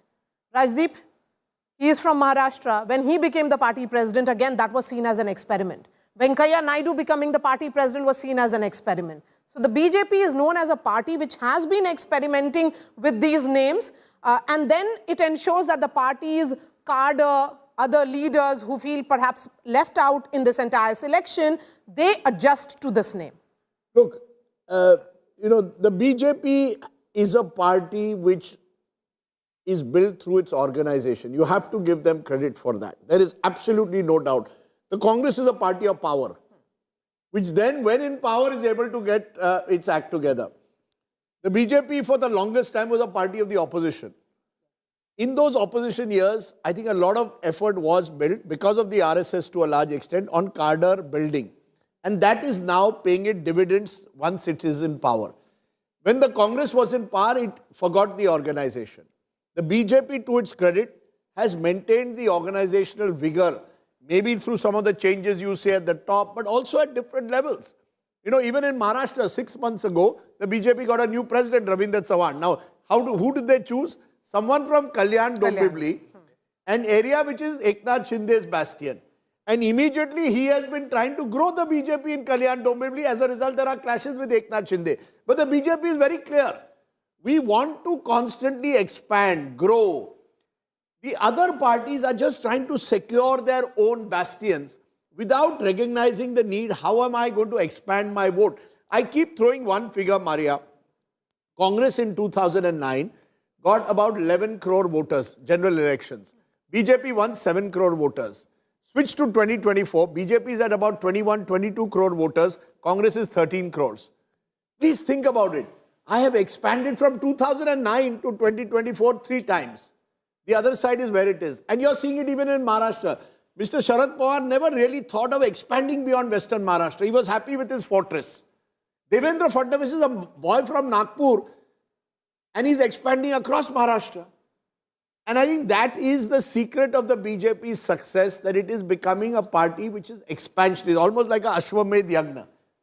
And if for a while I have to do a deal with AIDMK, I will do it. If I have to do a deal for a while with AGP, I'll do it.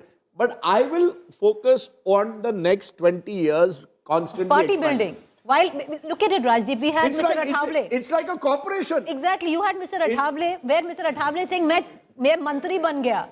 Sorry, but मेरा party का problem हो रहा है, पर मैं मंत्री बन गया. So, that's the difference. It wants more and more market share. And it is not therefore content with being a small party of 10, 15, 20%. Many of the regional parties of Maharashtra have been content with that. I mean, imagine... in your state, Maria, the RJD, 24, 25% vote milta tha. Okay, how am I going to make 25%, 35%? I never thought.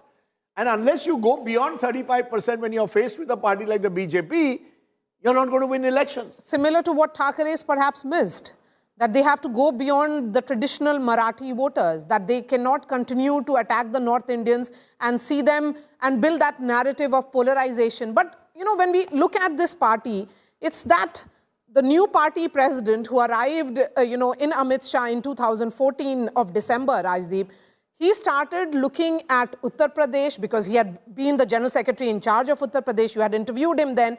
And thereafter, how it expanded. Beyond UP, they looked at the western part of India. Then they started looking at Odisha. Again, a bastion of Naveen Patnaik fell in 2024 Lok Sabha polls. Then they are now looking at Bengal. But, of course, it will be a different ball game. But this is a party which is constantly on the move and on the reinventing. Let's cut across. I mean, it also has umpteen resources. Yes, I keep putting that caveat. Yes. It also has institutional support. Makes a huge difference.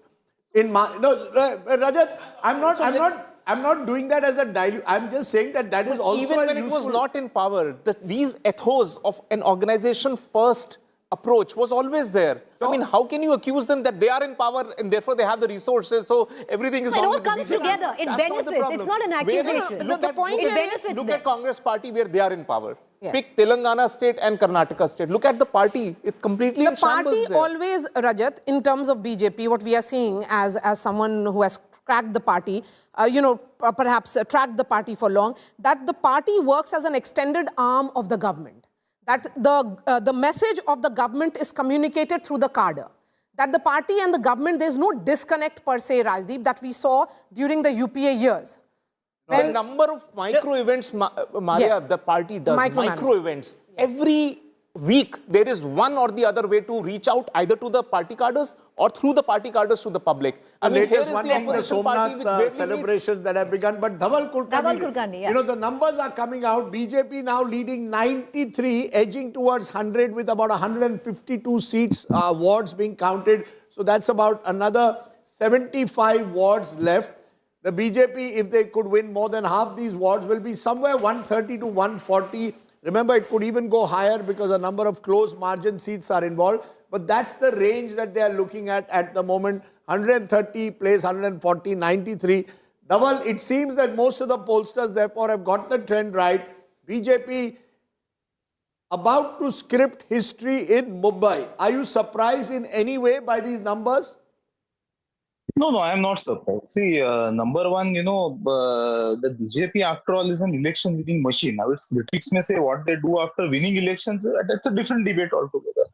But the Thackeray brothers, let us sort of get it clear. I mean, they had the first mover advantage. They had come together sometime in July, which was, they sort of, that was after a period of around 2 decades or so. They actually had the first mover advantage. So instead of focusing on the core vote base, the problems that the core vote base, that is the Marathi Manus faces in Mumbai, they made this election about themselves. No, it was about the two Thackray brothers, which is where I think they went wrong. Again, in this climate of intense polarization, it was very difficult for them to retain the votes of the Marathi Manus who is now pro-Hindutva. Because see, Rajdeep, there are two elephants in the room. Number one, the intense religious polarization that we saw during the campaign. The Mumbai BJP president openly saying that we will not allow a Khan to become the mayor of Mumbai, which was open dog whistling. Let us admit it. Incidentally, let me also tell you, let me make a slight digression here. The last Khan, or the last Muslim to become the mayor of Mumbai, was a man called Yusuf Meher Ali, who was a Congress leader, a freedom fighter and a socialist, and a man who had coined the Quit India slogan. Oh, he was a great man. He's a great man, and I told this. I can tell you, I told this to a BJP leader I met from Mumbai the other day when I was there. I said, you keep saying Khan cannot become mayor. Probably, arguably, the greatest mayor that Mumbai had who actually did the most for Mumbai is Yusuf Meher Ali. But that's unfortunately people don't it's a remember matter history. of record. Rajdeep, it's a matter of record, and this is what the record says. This is not what this is not anecdotal evidence. The RSS and the Hindu Mahasabha did not participate in the Quit India movement, the slogan for which was coined by Yusuf Meher Ali. On the contrary, they opposited several cases. That's a different issue. Debate altogether. Let's not go back in time. Let's But Dhaval, I want to ask you one quick question. Dhaval, if you take... The other elephant in the room is the role of the State Election Commission. You saw this indelible ink coming out. Look, even the ink on my hand is fading without me making any special efforts to sort of wash it away, etc.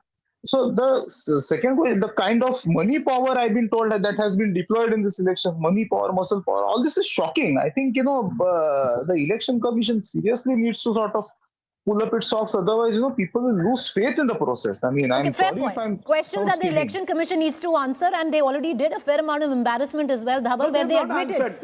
On the issue of indelible ring, what Dhaval raised. On the issue of indelible ring, they said that they went wrong. But what's the point? It's come in 24 hours too late. The point that Rajat made, this Election Commission has no accountability.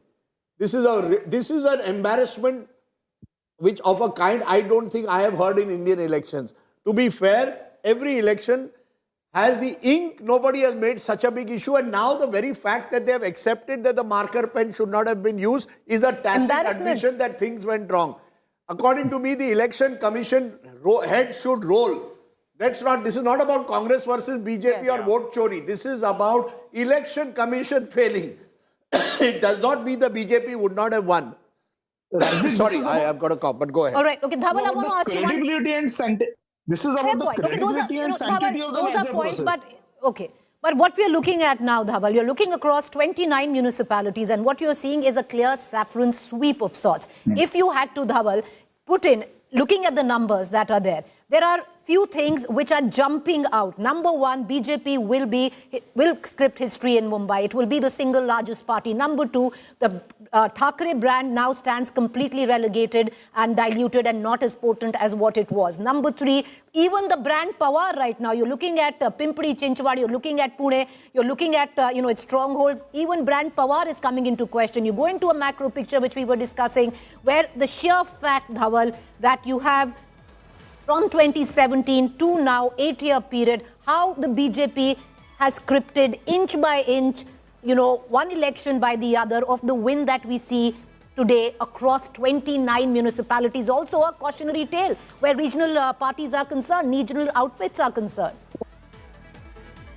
Yeah, true. I think this means a lot for family-run parties, because the Shiv Sena, the undivided Shiv Sena was set up by Balasaheb Thackeray. But today, Mr. Eknath Shinde can very legitimately claim the mantle of being the leader of the real Shiv Sena because he has the mandate.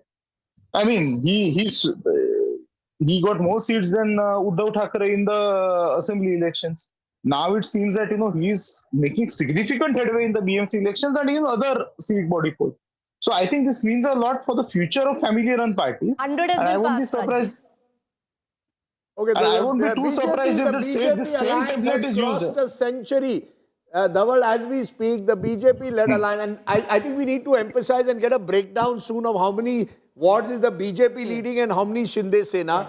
The estimation from local Marathi channels is that it is about 1/4, 3/4 effectively. So you have the BJP at about 70, 75 and the Shinde Sena at about 25, 27. That's the rough calculation between the two. It possibly suggests that the BJP on its own may not cross the halfway mark, but that along with its allies, it will be well over the halfway mark. That's the picture that we are getting at the moment. And Maharashtra has not seen a BJP alliance getting such a big majority in a long while. No, we'll have a BJP mayor for the first time. That is clear. Yeah. Okay. And interestingly, any party, Rajdeep, politically, I mean, if you look at the history also, if it becomes the axis of power and then all the other regional parties also, gravitate towards it. Isn't that how history has been? This is for, we can be saying that growth of the BJP is coming at the cost of its alliance partners, but the growth of the Congress also came at the cost of regional parties. You see, the BJP has in the past. You see, the BJP realized, Maria, that they can never be Maharashtra's party number one or even Mumbai's party number one until the regional parties decline. Yes. So you have the BJP's rise coinciding with the decline because someone has to occupy the space, right? Zero-sum problem. Politics is zero-sum. As long as the regional... one has to go down for the other to rise. No, you see, as long as the battle was Congress versus BJP, it was comfortable. The BJP found it far more difficult in states like Maharashtra at times to take on regional parties. And the reason is, because you've already shared, it is because of these regional satraps who used to hold on to the fort. Each of the four parties was somewhere around 20% each. Yes. And each one of them had their fair share of regional satraps. When this started collapsing and BJP was able to acquire all these satraps towards themselves and had that ideology to bind them together, it came out as a potent force which, with vote share-wise, let's go to Tuhin Sinha of the BJP. Tuhin, you're a Mumbaikar of sorts. Day to celebrate, BJP set to get its first ever mayor of Mumbai. Your initial comments to what we are seeing. BJP may not have a majority on its own. You will require Eknath Shinde to have a majority, but you will get a mayor in all likelihood. Well, good afternoon, Rajdeep. Good afternoon, everybody. Yes, it's a very big day for Mumbai. Mumbai has come a long way since the last BMC elections in February 2017. And you can see, since you are also invested in Mumbai, you would see the difference which is apparent in the last 3 to 4 years.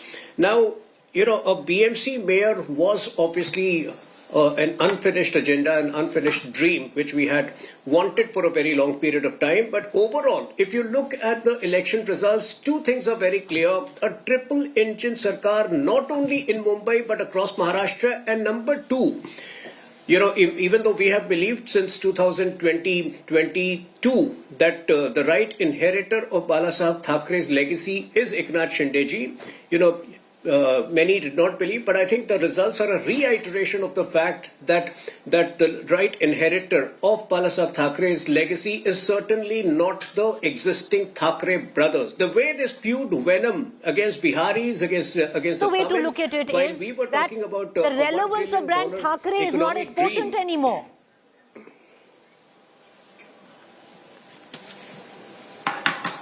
Sorry? I said the other way to, what you're saying is who's the inheritor? Let's say, because if you're looking at, let's say, whoever is the inheritor, but these numbers would suggest that the relevance of the brand in itself, of brand Thackeray, is not as potent anymore. Well, if you still believe, that even in BMC, they would have been completely wiped out. Let's be realistic. They have been wiped out in the assembly election. Sooner than later, they will be wiped out of the assembly, of the BMC. Point is, they are in a time warp. On the one hand, while we were talking about the $1 trillion economy target for Mumbai by 2047, we were talking about the coastal road extension to Bhayandar. We were talking about 300 kilometers of metro stretch for Mumbai. The Mumbai, the Mulund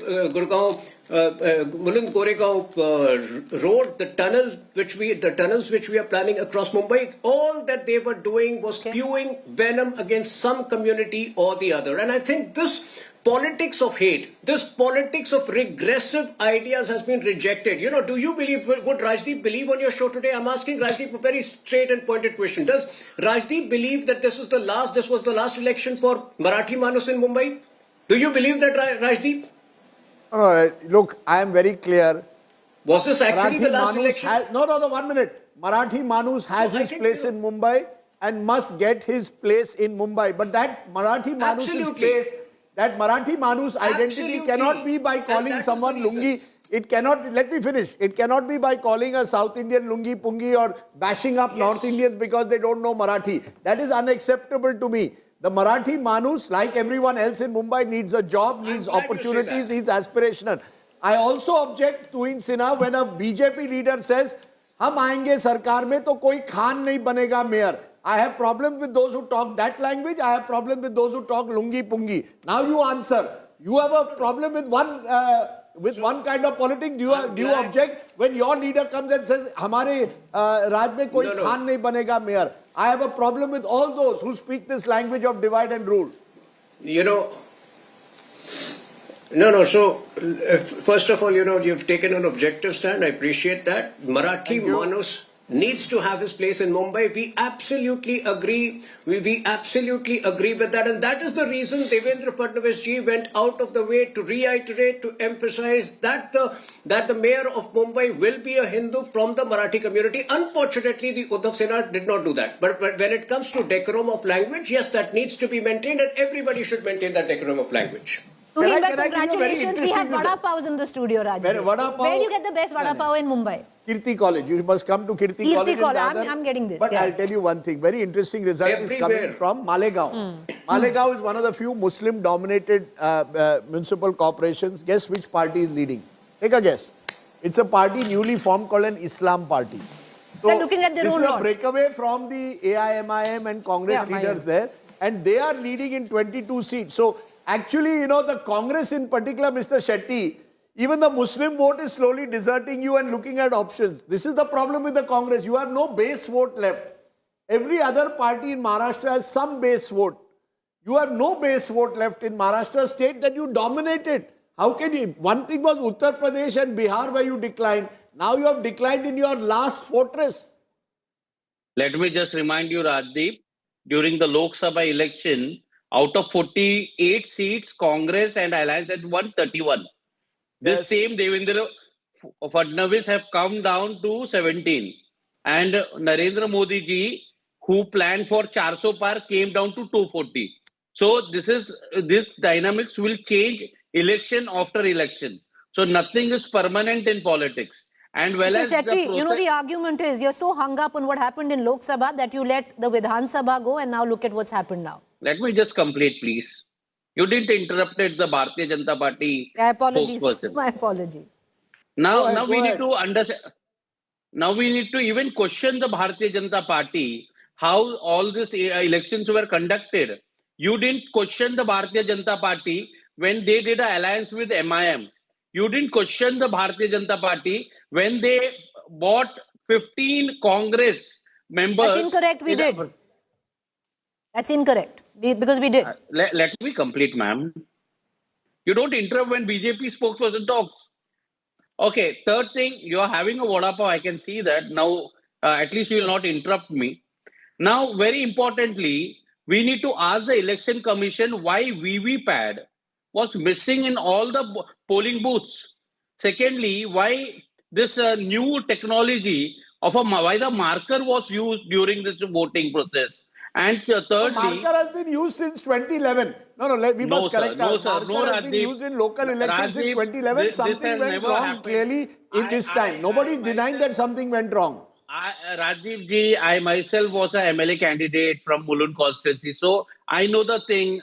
Please don't tell us what was used. Marker started in this BMC election. First time we are looking at this marker, and which could be easily removed out.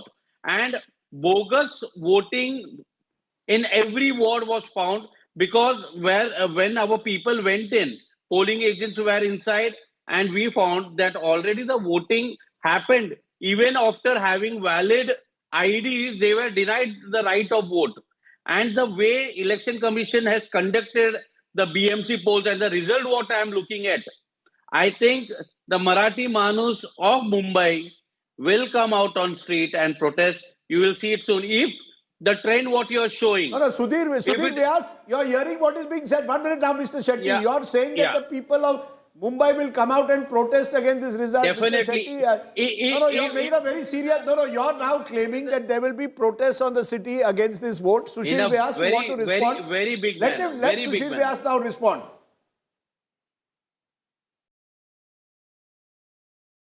You're on mute, sir. You're on mute. Rajdeep, on the contrary, you will see that late in the evening today there will be a great celebration of a victory of Maha Civic all over Mumbai and elsewhere in Maharashtra also.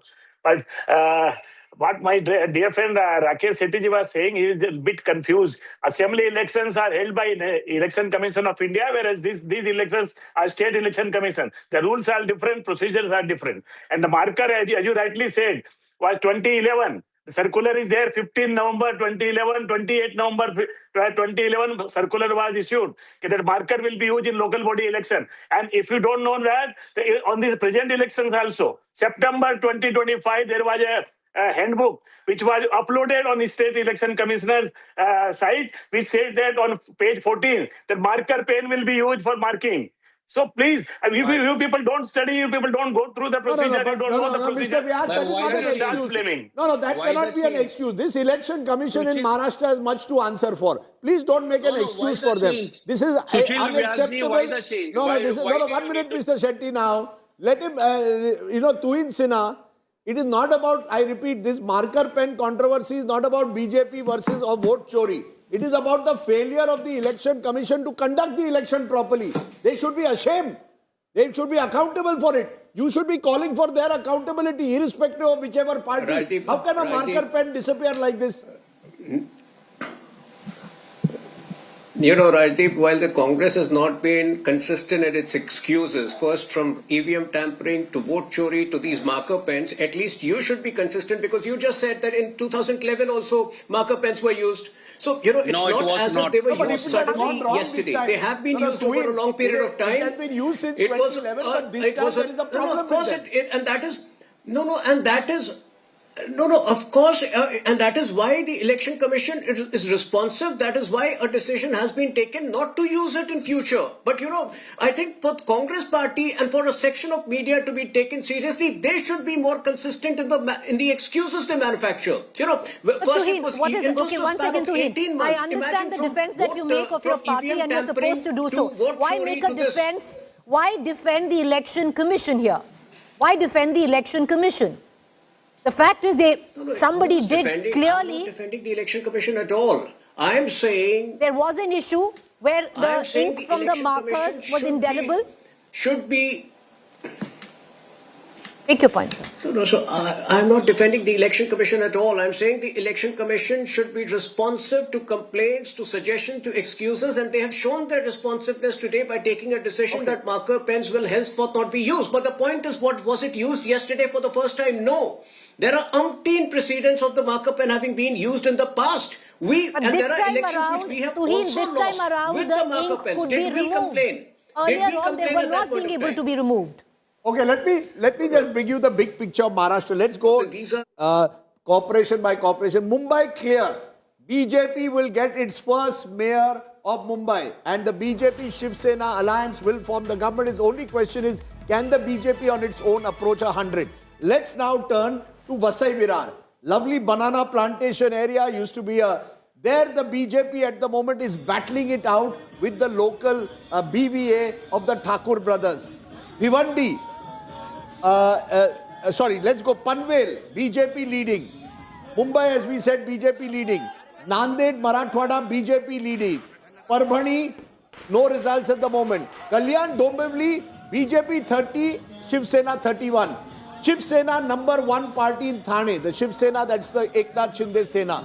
In Navi Mumbai, the BJP now well ahead with 68, dominating Navi Mumbai as well. Pune, clear sweep for the BJP. They are leading in 90 out of the 165. The Pawars have been decimated in Pune, and the Thackeray brothers also. The one area where the Congress is leading is Chandrapur in Vidarbha. The Congress's best performances are coming in Vidarbha outside of Nagpur at the moment. In Bhiwandi, interestingly, the BJP Shiv Sena is leading. Now remember, the others here include the AIMIM. They are giving a fight there. Large Muslim population there in Bhiwandi. But overall, if I look at the map of Maharashtra, the BJP is set to win about 20 plus municipal corporations, possibly even go as high as 23, 24. The Congress could win at best a couple. And in Malegaon, you'll have a smaller party winning. But you've got a situation where the BJP has become the dominant party across Maharashtra. Vidarbha, Marathwada, Western Maharashtra, Northern Maharashtra, and indeed in the Mumbai Konkan belt. And that, I think, is the story. Just not Mumbai. This is a sweep now across the state of Maharashtra. So it's essentially taking forward what happened in the assembly elections. It's taking forward what happened, yes, in your home state of Bihar as well, Maria. But I think what's happened is that for a long time in Maharashtra, it was a mirror cracked. You had different parties in different areas, regional satraps who would win their districts. Even that's not happening. Many of them have, of course, joined the BJP, like Ganesh Naik in Navi Mumbai. So you have regional leaders also who've done their deals with the BJP. Irrespective of that, I think this is an election which is perhaps reflecting the end of that regional satrapi Raj of Maharashtra. And I think that's a significant change in Maharashtra's politics with the two other families both on the back foot, Pawars and Thackerays. So it's a rejection of the dynasty politics. One may read it as the big picture emerging, as much as it is the celebration of the triple engine. Ajit, Rajdeep, that point that has been said by the BJP, that if you have the same government in the state and also in the local body, it certainly helps. Whether it helps or translates into gains, that remains to be seen. But MLA and local mayor hai, of the same party certainly would ensure that the region or that pocket develops. Yes, BJP now pulling ahead even in Nashik, BJP pulling ahead in Pimpri Chinchwad. Now in all these areas, BJP plus Shiv Sena now dominant in Kolhapur. So Western Maharashtra used to be the bastion of the NCP and the Pawars for the longest time. Even that's going away from them. Sangli, Miraj, closer fight at the moment. Solapur, the BJP well ahead, 54, Congress just down to 2. Now the MP from Solapur is Pranati Shinde of the Congress. So the Congress has not even been able to build on its successes that it had in the Lok Sabha.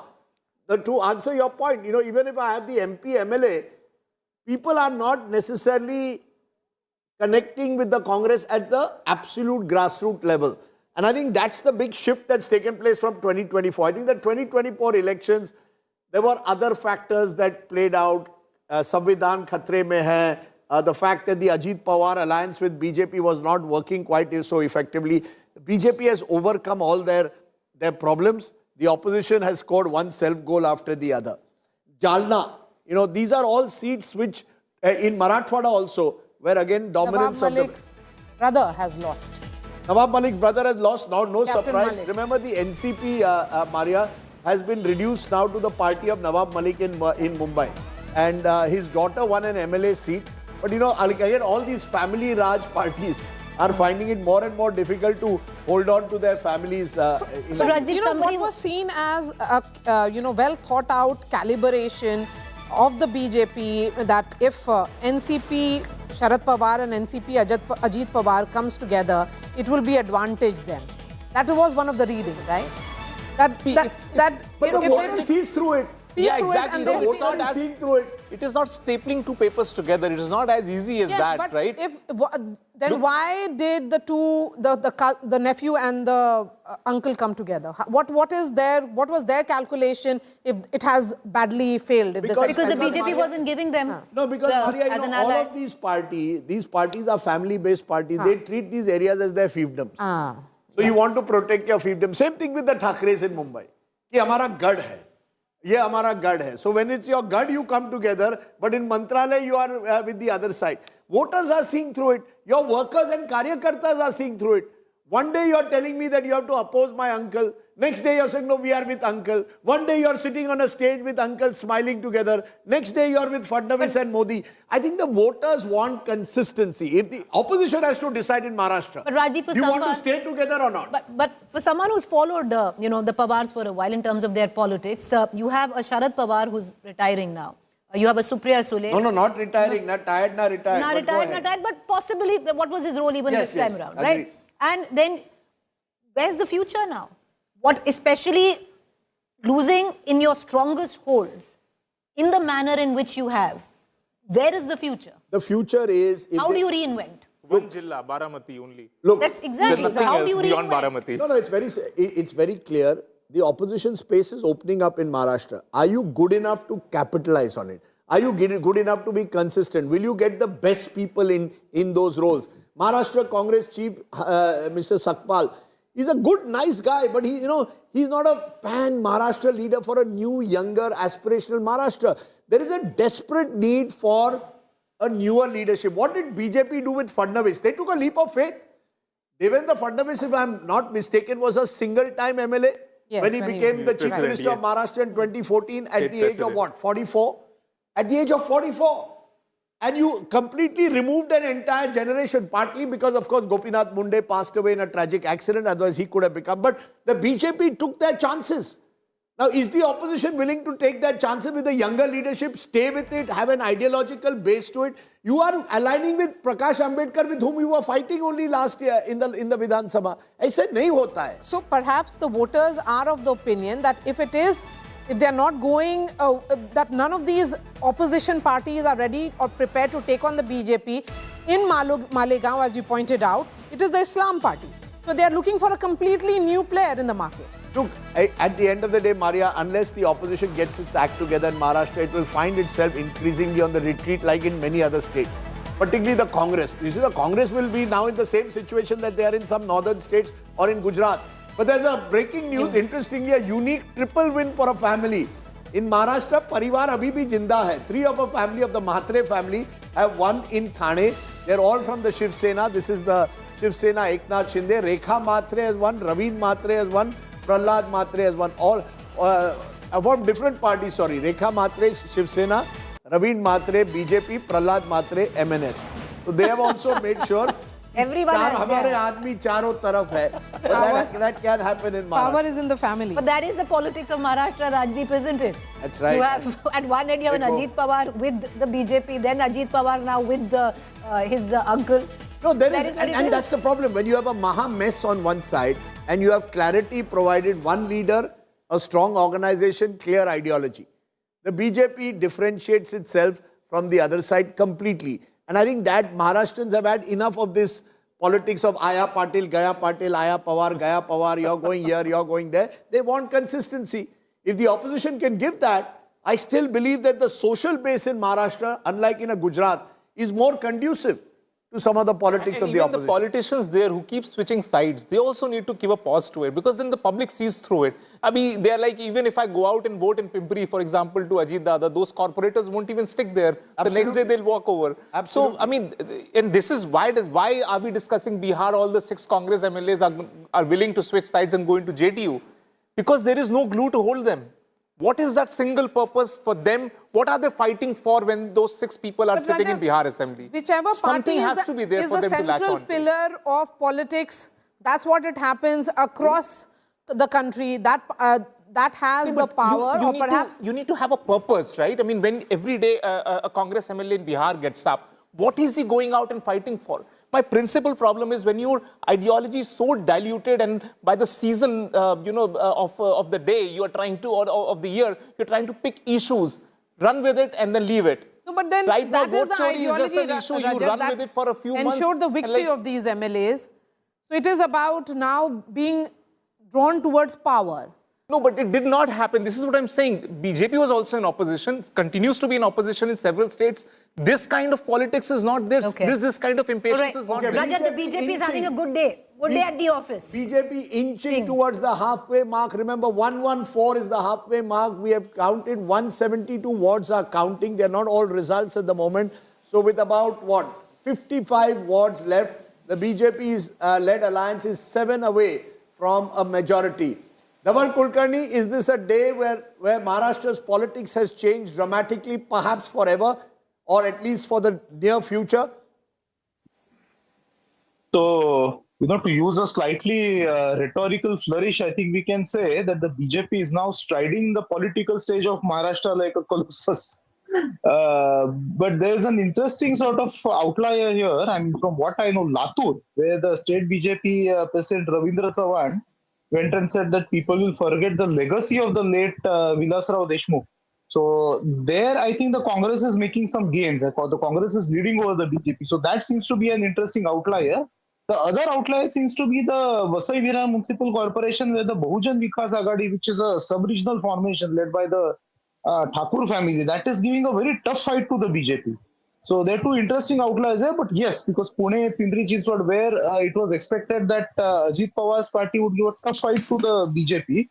So there the BJP seems to be ahead. So overall, yes, I mean, the BJP has reinforced its position as the #1 political formation in Maharashtra. You're And this actually is something right. which we- You pointed out a good one there, Latur. I want to tell our viewers, the Yes. best news for the Congress is coming from Latur. This is Vilasrao Deshmukh's old bastion in Marathwada. The Congress is leading in 35, the BJP in 13. And you're right, Ravindra Chavan made that comment I think even there in Kolhapur, I think Kolhapur at the moment Congress it's a tight fight, but the BJP is ahead in Tight it fight. slightly. But Rajdeep, But with remember, what you say, clutching at pause. BJP Sena had swept the region of BJP Sena NCP that swept the entire district during the assembly elections. So, in case the Congress does come to power in Kolhapur, it's again an outlier. It shows again Rajdeep, it shows the importance of having for the Congress.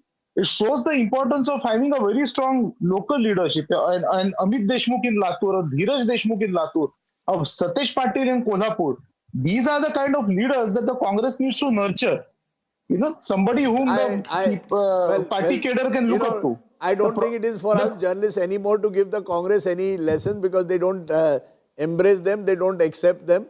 But we'll leave it for that. But my colleagues Maria and Preeti will now take over as we see the BJP now approaching the halfway mark. As we go to lunchtime, the BJP can have a good Maharashtrian Kai Khanar. Today, what is a good Maharashtrian lunch that they can have? They can have Amti, they can have Shrikhand, they can certainly, BJP leaders love Shrikhand by the way, so they can have Shrikhand Puri today. Maria, Preeti, what are you guys? You're going to stick to Vada Pav, that's rather boring. Shrikhand much better, much nicer to have for lunch. But the headlines at this moment. Mahayuti nears a halfway mark. BJP set to sweep Mumbai. Opposition accuses the BJP of vote malpractices. BJP mocks opposition, calls them Bahana Brigade.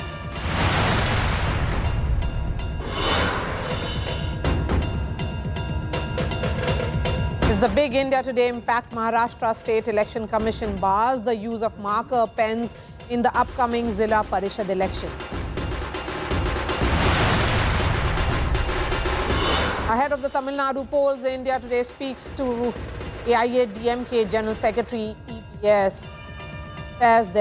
He says that there is no Vijay factor in Tamil Nadu. Full interview will be playing at 6 p.m. Big update on the Delhi Air India crash. Pilot Sabharwal's nephew is said to be questioned by the crash probe authorities. Pilot body condemns the move. Says why harass a family of a deceased pilot. International Monetary Fund lauds India's growth, says strong consumption has pushed GDP figures better than expected. BJP mocks Rahul Gandhi's dead economy giant. What we have seen in India is that India is a key growth engine for the world. I presented the President of the United States the medal. And amidst rising US-Venezuela tensions, Venezuela's opposition leader Maria Corina Machado presents her Nobel Peace Prize to Trump. Trump confirms possession of the medal.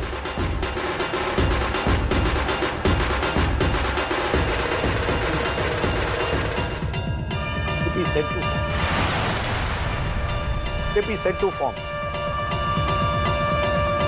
Moment celebrations have begun in Mumbai and across Maharashtra because the BJP is sweeping most of the 29 municipal corporations. As of now, BJP approaching the halfway mark in Mumbai, all set to form the government in the Mumbai Municipal Corporation. For the first time, Mumbai will get a BJP mayor. The BJP building on its performance in 2017 where elections were last held there. Then they had won 82 seats. This time on their own, they could be well past that number and along with the Shinde Sena are crossing the halfway mark. It's a big day, a saffron surge across the cities and towns of Maharashtra. At least in over 20 of the 29 constituencies, the BJP-led alliance is firmly ahead. The Thackerays have taken a blow today, so have the Pawars. So clearly at the moment, it is a big day for the Bharatiya Janata Party. With me is my colleague Maria Shakil. We're also going to be joined by several guests. All of this showing the BJP Maria consistently building up on what it did in the Vidhan Sabha in November of 2024. It is now the dominant party of Maharashtra. across Maharashtra. That's the picture that's appearing. But as far as the BMC is concerned, remember it is the richest civic body of the country with 74,000 crore budget. And the BJP has already scored a century and is ready to lead the BMC. In the last elections, which were held in 2017, it was the united Shiv Sena, comprising of Eknath Shinde and Uddhav Thackeray. They had retained the grip of the BMC. It is the BMC which had been controlled by the Sena for decades. The overall figures for 29 municipal corporations across Maharashtra too tilt in BJP's favor, and overall tally shows that the BJP is ahead in nearly 600 wards, while Ally Shiv Sena, led by Shinde, is leading in 164. If we look at the party-wise tally, the Congress stands third with leads in 147 seats, a major chunk coming from Bhiwandi, Nizampur, Nagpur and Kolhapur. The Shiv Sena, Uddhav Thackeray, is fourth, leading in 78 seats, which is followed by Ajit Pawar's NCP in 70. Besides Mumbai, Pune is also being keenly watched because it was the coming together of the uncle and the nephew. They have been decimated in Pune. The BJP is racing ahead here as well. Okay, let's go to our guests. Rajat Sethi still with us, also joining us, Amitabh Tiwari of Voter Vibe, and I'm also joined by Sanju Verma, Mumbaikar, and BJP's national spokesperson. Sanju Verma, I don't see you with the crowds. I thought you'd be among the crowds there, throwing gulal. But you're in obviously going from one studio to the other. First of all, congratulations. Big Saffron surge, not just in Mumbai, but across Maharashtra. If there was one factor that you believe is responsible for this victory, what would it be? Who do you give the real credit to here today? You know, this sounds like a very cliched response, Rajdeep, but I tweeted about yesterday after we had that very engaging debate. And I said, finally, at the end of the day, let truth be told. The Modi brand of politics has emerged victorious with no offense to none. State leadership did a great job. The ordinary Karyakarta on the ground did a great job. But at the end of the day, you know, the voter believes in something called trust deficit, which is what the Congress and Uddhav Sena have come to epitomize. And then there is something called, you know, blind faith. भाई जो कुछ भी हो जाए, यदि हमने BMC में भी मुंबईकर के तौर पर कमल पर छाप लगाया, the performance oriented delivery systems will work even here. Because don't forget, you know, the Congress has left a very sour taste in everybody's mouth. Look what the Greater Bengaluru Authority / the BBMP has done. Look at the one minute. Sanju Verma, you also, you know, you're someone who looks at facts closely. For much of the last 25 years, the BJP has ruled the Mumbai Municipal Corporation in collaboration with the Shiv Sena. So it's almost as if now you're suddenly saying, नहीं, हमने नहीं किया, जो भी बुरा हुआ शिव सेना ने किया. अरे आप लोग दोनों यारी दोस्त थे. You were very close allies. You all messed up Mumbai for 25 years. Now you are remembering delivery. For 25 years, where was your delivery then? You know, Rajdeep, I thought at least today you will show some grace and you will not come up with disclaimers and, you know, take pot shots at the BJP and Sanju Verma. You said. Now, please. Madam, I'm not taking a pot shot. I'm just giving you a fact. Rajdeep, what you choose to claim are your facts. I rebut and say that they're not facts. Those are biased perceptions. And I debunk your perception right now. BMC mein Anna, you know, in the 2017 Chunav, the Shinde Sena was nowhere in picture. It was a united Shiv Sena under Uddhav Thackeray, which had 84 seats. BJP had 82 seats. I take that point. But you forget one very important thing. The most important body in the BMC is the Standing Committee of BMC, which looks at finance, looks at taxation, looks at execution, everything from polls to BMC schools. And in the last 37 years, from 1985 till 2022, by 4 years, from 1992 to 1996, Standing Committee Chairman was always an Uddhav Thackeray accolade. Standing Committee Chairperson was always an Uddhav Thackeray Darbari. And that's the reason I say that Uddhav Thackeray's brand or whatever little of it was left having been totally decimated is because of this particular reason. People have seen through the charade of the Thackeray brothers, Raj and Uddhav, and they have also seen through the shade of the Thackeray cousins, Amit Thackeray and Aditya Thackeray, and they have seen कि जहां double engine या triple engine सरकार होती है वहां पर growth oriented politics. You made your point strongly. You believe there's a delivery. Okay, you believe there's a delivery model that has worked. Amitabh Tiwari is joining us at this moment. Jayant Mainkar, senior journalist, is joining us, and my friend Sushi Ben Shah of the Shiv Sena will join us shortly. But let's go to each of you first. Jayant Mainkar, your first reactions to what you've seen. Are you surprised by the scale of the victory, not just in Mumbai, but across Maharashtra? It was expected. It was long expected. After the Ladli Behna scheme virtually disbursed money, 1,500 rupees, and out of which 450 crore were given to wrongfully to all the women and sometimes at some places even to the men. And that particular money was not taken out. That was a sort of bribe, and at that time it was only felt that the same thing will be repeated in Mumbai also.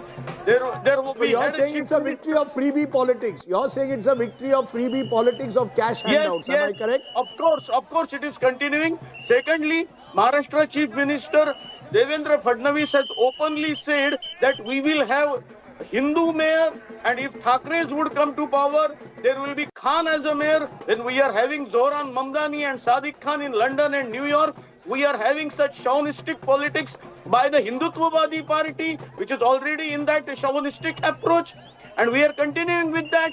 So they are blaming, then it was countered by there will be a Marathi mayor, and above all these things are there, and above all, the last thing, of course, we cannot forget that 25-year Thackerays ruled it, and of course, Thackerays were well assisted by BJP, so BJP cannot say we were not the part of that.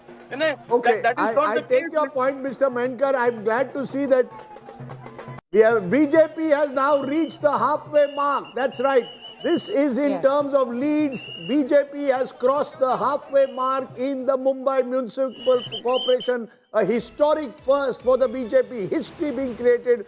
BJP will get its mayor in all likelihood now in Mumbai. 115 out of 198 at the moment. UBT and MNS at about 68 is what we are looking at. Just 29 more wards to go.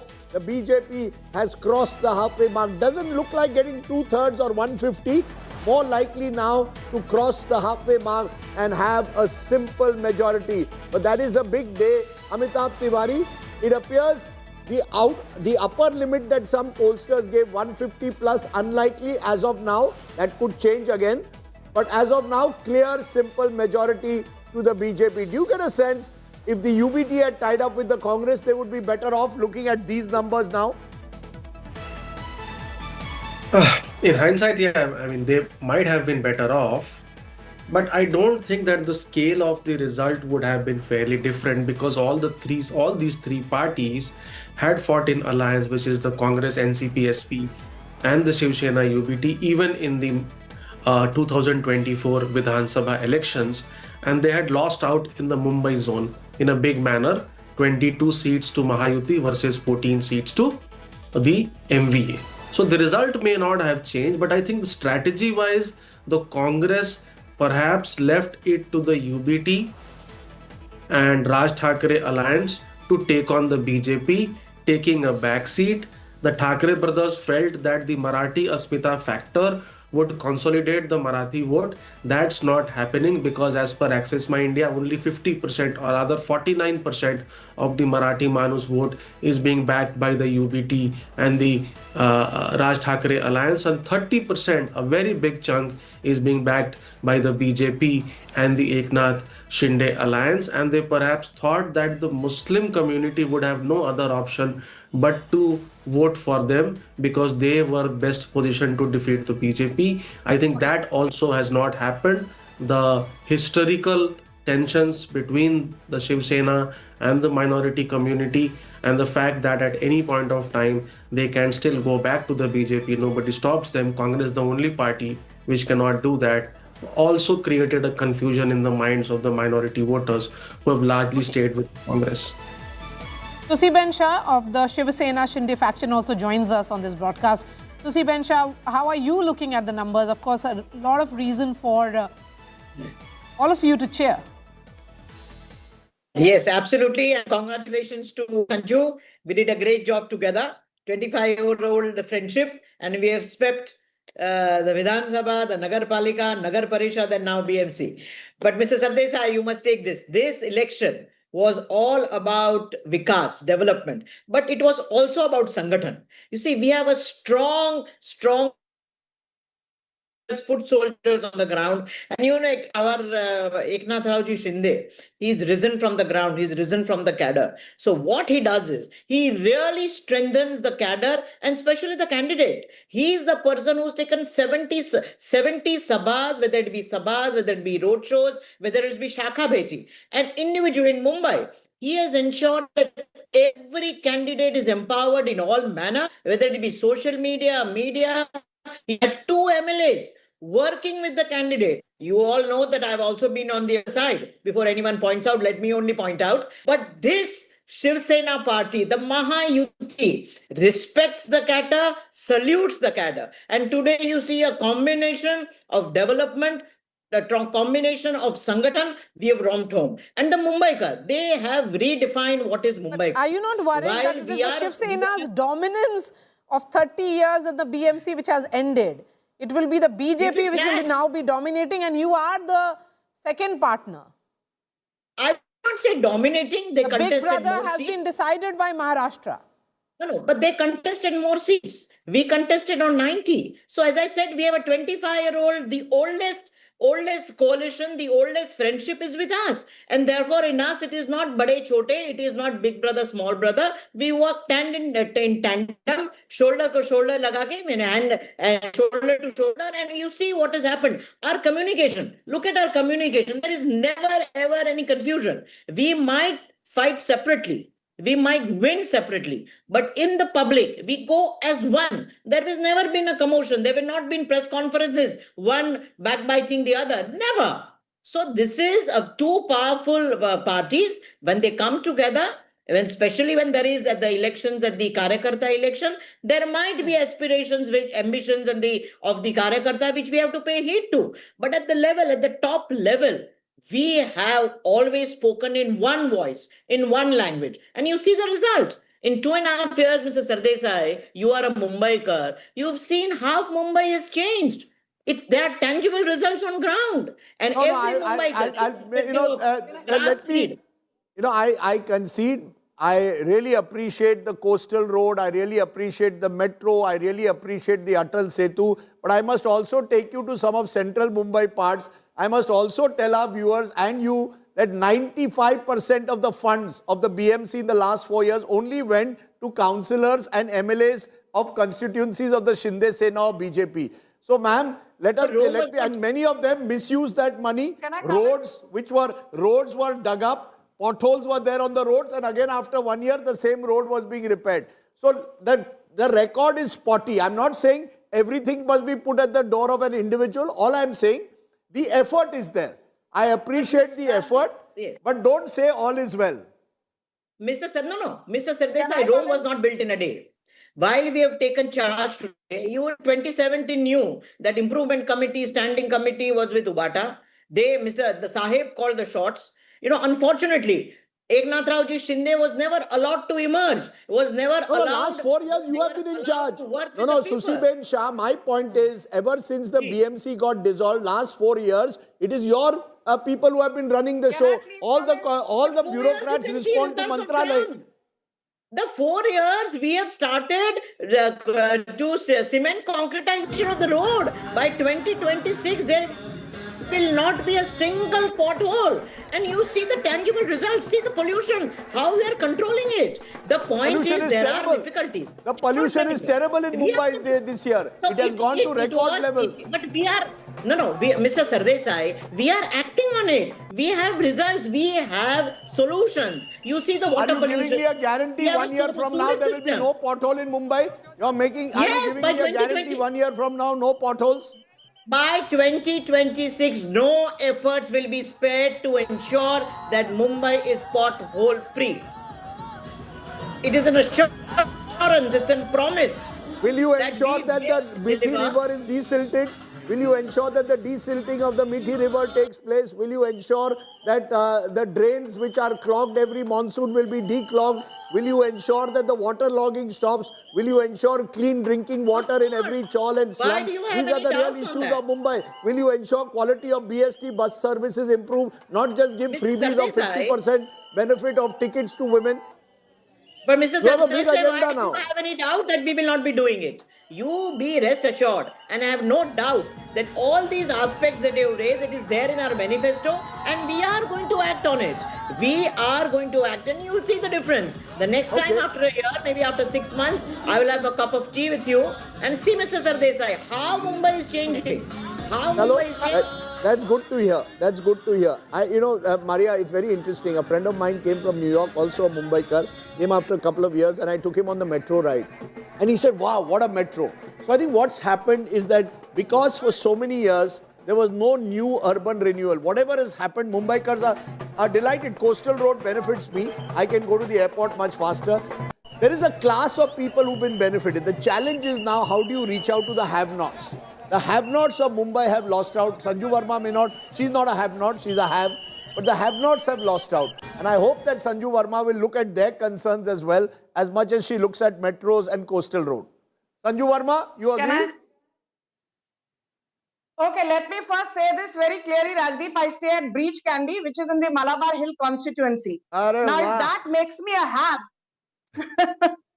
yeah, so if that makes me a have, so be it. But I just want to say one thing, that even in one of the most stony localities, in Mumbai, facing the sea, I can see the lives of ordinary Mumbaikars has changed too. When I take the coastal road, when I take the Atal Setu, or when I take the underground pass connecting Breach Candy to Marine Drive, earlier it used to take half an hour. Now if I take the underground pass, Breach Candy to Marine Drive is 3 minutes. और ज़्यादा traffic मिल गया तो 6 minute. And I see so many ordinary Mumbaikars taking advantage of this infrastructural revolution that has been unleashed in the last couple of years. It's not only people staying in Malabar Hill. It's not people staying in Pedder Road. It's not people staying in Kolaba. It is also people staying in Nala Sopara, people staying in Thane, people staying in Bhivandi, people staying in Baitala, people staying in Panvel. Everybody has benefited, and that is the reason, Rajdeep, we are leading in 20 out of the 29 corporations with a strike rate of 69%. That is the reason for the Maha Yuti getting 230 out of 288 seats with a strike rate of 80%. That is the reason you saw the BJP winning 132 seats with a strike rate of 91%. So how did that not happen 2 years? No, all of this is well. How did that not happen in Lok Sabha when you won only 17 out of 48? What has suddenly changed in the last 20 months? Okay. Rajdeep, what I like best about you is that BJP जब जीतती है तब भी BJP से सवाल पूछते हो आप. जब बीजेपी हारती है तब भी बीजेपी से सवाल पूछते हो आप. अरे राजदीप जी थोड़ा रुकिए. You are one of my favorite anchors along with Maria. So let me also, now I'm worried. I'm getting scared. Let me say things in good humor. I want you to, say once. It's not about Marathi versus non-Marathi, Gujarati versus Tamil, Telugu versus Sindhi. Why is it that no journalist, and that maybe one of the biggest reasons the Thackeray have been decimated is because of a lady called Kishori Pednekar, very close to the Uddhav Thackeray family. She was the mayor of Mumbai during COVID. And what did she do? She's involved in the body bag scam. Us par baat kariye. She's involved in the SRA scam. She's involved in the Worli rehabilitation slum development scam. She's even filed a false affidavit. पर पूरी की पूरी जो पिड्डी media है, people have heard of गोदी media. I say there is one PIDI, Piddi media. Piddi media के मुंह में दही जम गया है. They will not talk about the fact that Uddhav Thackeray was running Mumbai from Matoshri. Can you imagine a chief minister not visiting Mantralaya once when people were falling down like a pack of cards during COVID? And tell me, Rajdeep, you're so seasoned and you're a Mumbaikar. Tell me one instance in the last so many decades where a sitting chief minister actually resigned via Facebook Live. He did not even have the basic protocol and courtesy to go to Mantralaya and hand over But his that's not an answer to my... So the how did they governor. win? How did they do? Ma'am, I take all your points. So how did they do so well in 2024 and so badly now? What has changed in 20 months? A quick answer. What has changed is that people realized हमने जो मोदी जी के साथ गद्दारी की, BJP को 400 नहीं देकर 240 दिए, और जो भाजपा को हमने लोकसभा 2024 में बहुमत से जिताया नहीं, people somewhere felt that guilt, and the guilt vote translated into a resounding victory in assembly elections for BJP, not only in Maharashtra, but in Delhi, in Bihar. We did so well in Jammu, if not the Kashmir part of it. So, you know, we won 4 out of 6 states which went into assembly elections after Lok Sabha 2024. That's a strike rate of 67%, Rajdeep.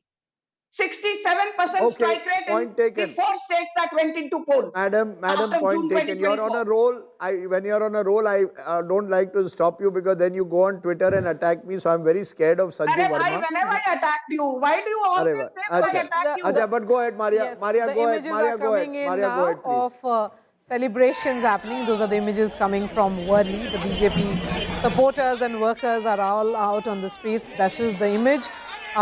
The Shiv Sena control of BMC has ended after 30 long years. So it's history what we are witnessing right now. Let me go back to Amitabh Tiwari. Amitabh Tiwari, while we look at these numbers, the message is that not just BMC, it's about the bastions, be it the bastions of the Thackerays, the supposed bastion, or of the Pawars. That has also fallen in this, many would say, a wave election across Maharashtra. Yeah, essentially, if you see, majority of the 29 municipal corporations, I think 22 to 23, it seems that the Maha Yuti, the BJP, either on a standalone basis or in alliance with the Eknath Shinde Shiv Sena, is leading in majority of the municipal corporations. So, see, the municipal corporations represent the urban voice of Maharashtra. Maharashtra is one of the highly urbanized, one of the highest perhaps urbanized states of India. So what it also shows is that the strategy of the opposition, which is largely banking on igniting the Marathi Asmita or the pride, does not seem to be working with the middle class, the aspirational middle class, as along with the youth of the Maharashtra. So the strategies need to be tweaked by the opposition, considering the type of elections they are facing. In a highly urban election, infrastructure development, focus on creating a new Maharashtra, roads, bridges, etc., that seems to have worked. And here, the image of Devendra Fadnavis, who acts like perhaps has created this image of acting like a corporate and delivering on one of these most of these infrastructure projects as mentioned, like an Atal Setu or a coastal road. I think this seems to have clicked with the aspirational middle class and the youth. And of course, the core Hindutva voter also seems to have backed the BJP-led alliance. I think you make a very good point there, Amitabh. And I want you, Rajat, to dive in on this Fadnavis factor. You know, how do you see, I draw sometimes parallels between Fadnavis today and what to some extent Narendra Modi attempted. Hindu Hriday Samrat in the backdrop of what happened in 2002. By 2007 projected himself as part of vibrant Gujarat. I'm building infrastructure, Gujarat model. Are you seeing some parallels with Devendra Fadnavis, much more urbane, catering to this new aspirational voter and therefore pitching himself almost on the front line of the BJP leaders of the future? I think in politics, there's always one of one type. It was the Chief Minister Narendra Modi then who tried to do a lot of innovative things which were unheard of back in those days. And he came up with ideas which were far ahead of their time. Give me an example. Vibrant Gujarat, for instance. I mean, right now, every single state is following what he started off. In terms of attracting investments. Yes, attracting investments as championing the cause of a state, ensuring. Chandrababu Naidu also did it. We sometimes forget it. But go ahead. He was, I would say, the first BJP chief minister. But go ahead. But see, the way he was able to then, latch on to and became very youthful. He was the first one to join social media. I mean, when we were on Orkut and Facebook and young in college, the only politician out there was him. So I believe Prime Minister Modi back in those days was way, way, way different from any of the other politicians. How would Devendra Fadnavis ji fall into try to fit into the shoes of Prime Minister Modi? That is still a task cut out for him. Please understand where Maharashtra is right now. I mean, it used to be absolute #1 state without competition. It was the most industrialized state. But over a period of time, which we saw around the first decade and the second decade in 2020, till 2020, when everything coalesced into this mess of politics that we saw in the state suffered. And because of this regional satrap trying to do politics, then freebies, then farmer issues dominated. The industrialization of the state fell through the cracks. We saw states like Tamil Nadu and Karnataka race ahead way past Maharashtra. Today, Maharashtra is at a stage where it will be Devendra Fadnavis ji's most difficult sort of exam, which he will have to qualify, then to claim that yes, he has all the things where he can call himself as next in line to Prime Minister Modi. So a task is cut out, a challenging task nevertheless, and he is one man who can actually deliver. I mean, he is the only person within the state of Maharashtra who holds the reign and commands the respect of the people, that it is only him who can possibly walk the talk. But one needs to understand, in order to have Mumbai as the #1 most cosmopolitan, most industrialized city, he will have to fight with so many small interest groups out there. He will have to ensure that the development goes past Mumbai into the other parts of the state of Maharashtra also. These are some of the things which he will have to do. He'll have to attract investments. Investments have reduced in the state of Maharashtra over these years. So he'll have to do and reinvent a lot of these things. Look at deep tech, for example. Technological investments. Andhra Pradesh is talking so much about it. Policies are being made in Tamil Nadu. Maharashtra is no longer to be seen there. How do you re-energize the state of Maharashtra and make it a suitable target for investments even in technology? As Fadnavis embodied, is there a Maharashtra model in that sense like the Gujarat He will have model? to. So it is work in progress. I will certainly say he's thinking about it. He's going out, reaching out to World Economic Forums and all of these forums to make a case for Maharashtra. And who better than him? But again, this is work in progress. And what happens over the next 3, 4, 5 years and the results that come out of it will cement his leadership within the BJP. Sanju Verma wants to come in. Please go ahead, Sanju Verma. I think Rajat has made some very interesting points, but I would just like to say one thing, that if you look at all of the key economic parameters which define the well-being of a state, yes or no, either which way, Maharashtra, I will come to it in a bit, but Mumbai stands out. I mean, for the longest time, Mumbai continues to account for more than 6%, Mumbai city alone, 6% plus of India's GDP. Mumbai alone accounts for more than 33% of the direct tax that is collected in but India. that is, again, I must stop you. You can't take credit for that now. That is preceded your government. You see, this tendency to say everything, before 2014 also, Mumbai was India's commercial capital, you'll agree. Finish. This is not done. Why do you get so impatient? You're a journalist, bhai sahab. You're not a panelist. Thoda rukiye. Now, I just want to say one thing. I can't even say, lower Fader, lower Rajdeep Fader, because you're on the other side, I'm on this side. But I just want to say one thing. Rajdeep, the Delhi-Mumbai Expressway, which will reduce commuting time by at least 50 to 60%. The first phase of that is almost complete. The Samruddhi Expressway, the Thackerays tried to stall it. The first phase of Samruddhi Expressway is done and dusted. The Mumbai-Ahmedabad high-speed rail corridor, it is rapidly moving to fruition. Uddhav Thackeray ne kaha, hame kya zarurat hai high-speed rail ki? Marathwada grid project, to ensure that the entire region is not held hostage to the vagaries of nature. That has been brought to fruition.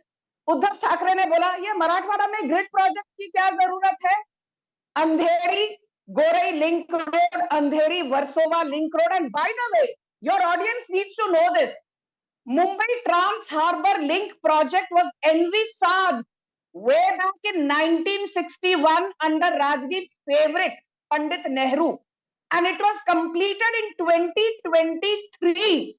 Matlab, after almost 6 decades, who brought Mumbai Trans Harbour Link to fruition? The double engine Sarkar of Modi and Fadnavis. I will end by saying one thing. Please remember, we did not even have an STP-driven drainage system that has been, brought to fruition now. And you forget one thing. For the longest time, the Thackeray ka acolyte mayor bhi tha, deputy mayor bhi tha, chairperson of standing committee bhi tha. 37 years, Uddhav Thackeray had to show his report card. And what does he say at the end of the day? He and his brothers are talking about lungi and pungi. आज किसी की लुंगी गई, किसी की पुंगी बजी. I don't want to get into such low-level discourse, but I want to say one. Okay, got your point is taken. Your point is taken, Sanju Verma. You believe that in a way the BJP has fast-forwarded many stalled projects of the Congress era. A good point to bring in Anish Gawande. He's for a spokesperson, national spokesperson, NCP, Sharad Pawar group. Not a good day for the Pawars. You're losing Pune. You're on the back foot in Pimpri Chinchwad. Looks like the alliance also hasn't worked there, Anish. Rajdeep, again, I'm not keen on commenting on the final nature of the results because, as you know, counting this time Mumbai looks slightly different than it did earlier. So we get a clearer picture, but you're right. No. Pune, the picture is clear, Anish. BJP leading in 90, the Pawars in 20. That's a huge victory for the BJP, much bigger than it was even 5 or 7 years ago when elections were last held. Or 8 years ago when elections were last held. I think it's a moment of reflection. I think we have to accept these verdicts with grace. I think we did try to go forward with a development forward agenda in Pune compared to the sort of high vitriol campaign that you saw in Mumbai around identity issues. We tried to make it about free access to public transportation, about stormwater drainage, about the future of jobs in Pimpri Chinchwad and Pune. Clearly, that's not resonating. I think we also have to figure out what, as an opposition, we can do, what alliances can work, and in what way we can remain politically relevant. I think it's an important lesson to draw today. But do you concede that this whole family politics also needs to reinvent itself? You can't just vote on a Thackeray family name or a Pawar family name. Voters have moved beyond the family. I don't think we did only do politics on the family name, neither in Pimpri Chinchwad nor in Pune, and certainly not in other parts of the state, where we had alliance partners sort of ranging from the Congress to the MNS to the Shiv Sena UBT, right? And in this Maharashtra election, quite honestly, except for Mumbai, in every other part of the state, you've seen every kind of alliance possible, except for the Shiv Senas coming together. So in many ways, the Sthanik Swarajya Samstha elections have always been distinct from the state elections and the national elections. We've not made this about a reuniting of families, although that's certainly been a poll topic because it does make for great visuals. But we've tried to keep this focused on development, and perhaps we need to do a lot more to explain our own track record and convince voters that we're better for the development of the cities that are so integral to Maharashtra's progress. Okay, it's good to have a spokesperson who's at least willing to introspect. I don't know whether that will result in any change. You see, the opposition in Maharashtra is going to need to reinvent and reboot Anish Gawande. Otherwise, you're heading for... There are those who believe that Maharashtra is now becoming more and more of a Hindutva state. Susiben Shah, I remember Professor Suhas Palshikar, leading political scientist, saying after the Vidhan Sabha election that Maharashtra is the next Hindutva laboratory. What will you tell those who say that there is also a Hindutva angle to this victory? When you say a Khan cannot become a mayor, it will be a Maharashtrian Hindu. Susiben Shah, how do you respond? I don't see any conflict. Being a Hindutva, being a staunch Hindu and respecting other religion. That is our plank as Mumbai. But why then dog whistle? Then why dog whistle and say we will make sure no Khan will become the mayor? What's the need to say that? We cannot mince words while we say that the mayor will be from a Hindu, from Marathi, because we believe in Marathi Asmita. But there is no conflict between being a proud Hindu and a Marathi Manus and the rest of the people. Who's a Mumbaikar? I am a Gujarati. But still... Okay, are you saying a Maharashtrian Muslim from the Konkan is not a Mumbaikar? Are you aware that the greatest mayor that Mumbai produced is someone called Yusuf Meher Ali, who did more for Mumbai than all the other mayors put together later? Running away from the fact that there are previous mayors, all mayors have been very respectable, but Shiv Sena believes, and we staunchly believe, the Marathi Manus, a Hindu Manu should be the mayor, and the people. Is a Muslim from the Konkan who speaks fluent Marathi a Mumbaikar, a Marathi Manus, or is Sushiben Shah a Marathi Manus? No, that is not a Hindu Marathi Manus. I mean, I cannot be more clear than this, Mr. Sardesai. No, so you're saying if I'm a Muslim who speaks fluent Marathi, I'm not a Marathi Manus. That's what you're saying. You are a Marathi Manus. You are a Marathi Manus as much as I am. Mayor. The mayor will be a Marathi Hindu. Let's not mince words. Okay, I'm stopping you for a moment because Ashish Shelar, State Minister in Maharashtra government is speaking. He's of course a leading Mumbai MLA. Sir फक्त मला एक विचारायचं आहे की भाजप आणि शिवसेना युती भगवा तुमचा झेंडा आहे तो फडकवण्याच्या तयारीत आहे मुंबई महापालिकेत कसं दिसतंय चित्र स्पष्टच आहे सर्व निकाल आल्यावर आपण बोलूया. Okay, there you have Ashish Shelar there speaking to us. In a moment we'll be... Who? Sushi Ben, you wanted to complete my point. Are you saying, if I keep repeating this, if I'm a Muslim who speaks fluent Marathi, has lived in Mumbai over several generations, am I a Marathi Manus or not?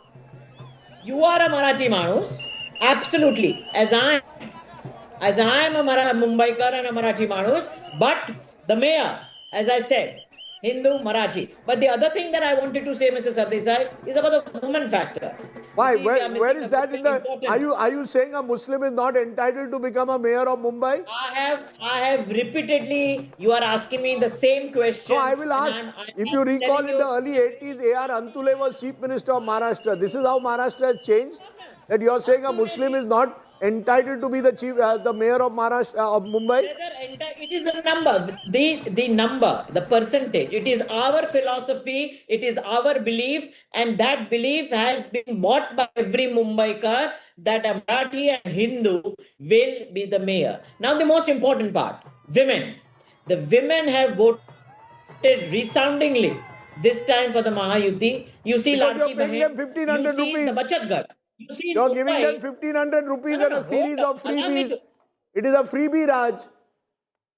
But everyone who tell me one party which has not promised something to the women, whether it be the UBT, they have promised 2,100 rupees to all the domestic workers. But having said that, it is not freebies. It is a Sanman Dhan, Mr. Sardesai, I would say. You would agree with me that most of the women work, toil as a homemaker, build values in the family, and therefore if the government, maybe the taxpayers' money, we all contribute towards Mumbai's taxes, and a part of it is given to the Mumbai, why not? And self-help groups. Every ward has self-help groups, and we have ensured that each of these self-help groups are independent entities, economically. So therefore, I feel the men in Mumbai, in Maharashtra, feel that the only person, the only party with whom they can rely is this Mahayuti government, Eknath Raoji Shinde, the Ladka Bhau. They can be relied upon, and you'll see year on and year on the women will factor as far as elections are concerned, and we have delivered for the women, and so they believe in it. Okay. And there is a factor there. There's no doubt, Maria, that one of the key factors, and we saw it even in the post-polls, was the woman factor. We saw it even in the assembly elections. We saw it in Bihar. The woman factor is turning out to be more and more important in elections. Sanju Verma, that women factor, is that now treating the woman as a labharti, or is it treating the woman as a beneficiary of freebies, or actually having a woman mayor possibly now this time, given the fact that 50% will be women corporators? Sanju wants it certainly. Rajdeep, She has backed it already, Rajdeep. Yeah, I think you tried to put Sushi Ben on the mat, but she navigated, the entire thing very deftly. So congratulations to her, because it's not easy to navigate Rajdeep Sardesai when he throws googlies. But I'll just say this, let's get one thing very clear. Ahead of Karnataka elections, Rahul Gandhi, Siddaramaiah, DK Shivkumar, the entire bandwagon said every woman in Karnataka, every woman household which is below the poverty line will get 10 kgs of rice free, monthly ration free. कुछ नहीं हुआ. उसके बाद क्या किया? They started blaming Food Corporation of India.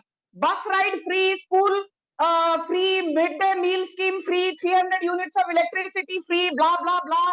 And the entire PD ecosystem said, Waji wah. This is the welfare model of Rahul Gandhi. Welfareism at its peak. Himachal Pradesh mein, Priyanka Vadra is on record saying we will give 1,000 rupees per month to every Himachali woman. अरे 1,000 रुपए महीना तो दूर की बात है. एक नया पैसा नहीं दिया. एक नया पैसा नहीं दिया हिमाचल में महिलाओं को कांग्रेस ने. 10 केजी मुफ्त का अनाज तो दूर की बात है. 1 केजी अनाज भी नहीं दिया कर्नाटक में. एंड तेलंगाना में रेवंत रेड्डी हैज सेड मुझसे ना हो पाएगा. Karnataka, ma'am, Karnataka, I must correct. Karnataka, many of the welfare schemes have been implemented. It's not as if they have not. It's not. All political parties now are competing with each other on the kind of freebies that they give. You call it welfareism. What you call welfareism, others are calling freebies. No. Rajdeep, on one thing you don't have to lecture me, that is economics. And I'll tell you there's a thin line between freebies and welfareism. Freebies is जब आप चादर के बाहर अपना पांव निकालकर कुछ देने की कोशिश करते हो. Welfareism is when you work within a limited framework and budget. Okay. Maharashtra has a budget of 7 lakh crore annually. And if the government is spending 58,000 crore on Ladki Bahin Yojana, it's not a big deal.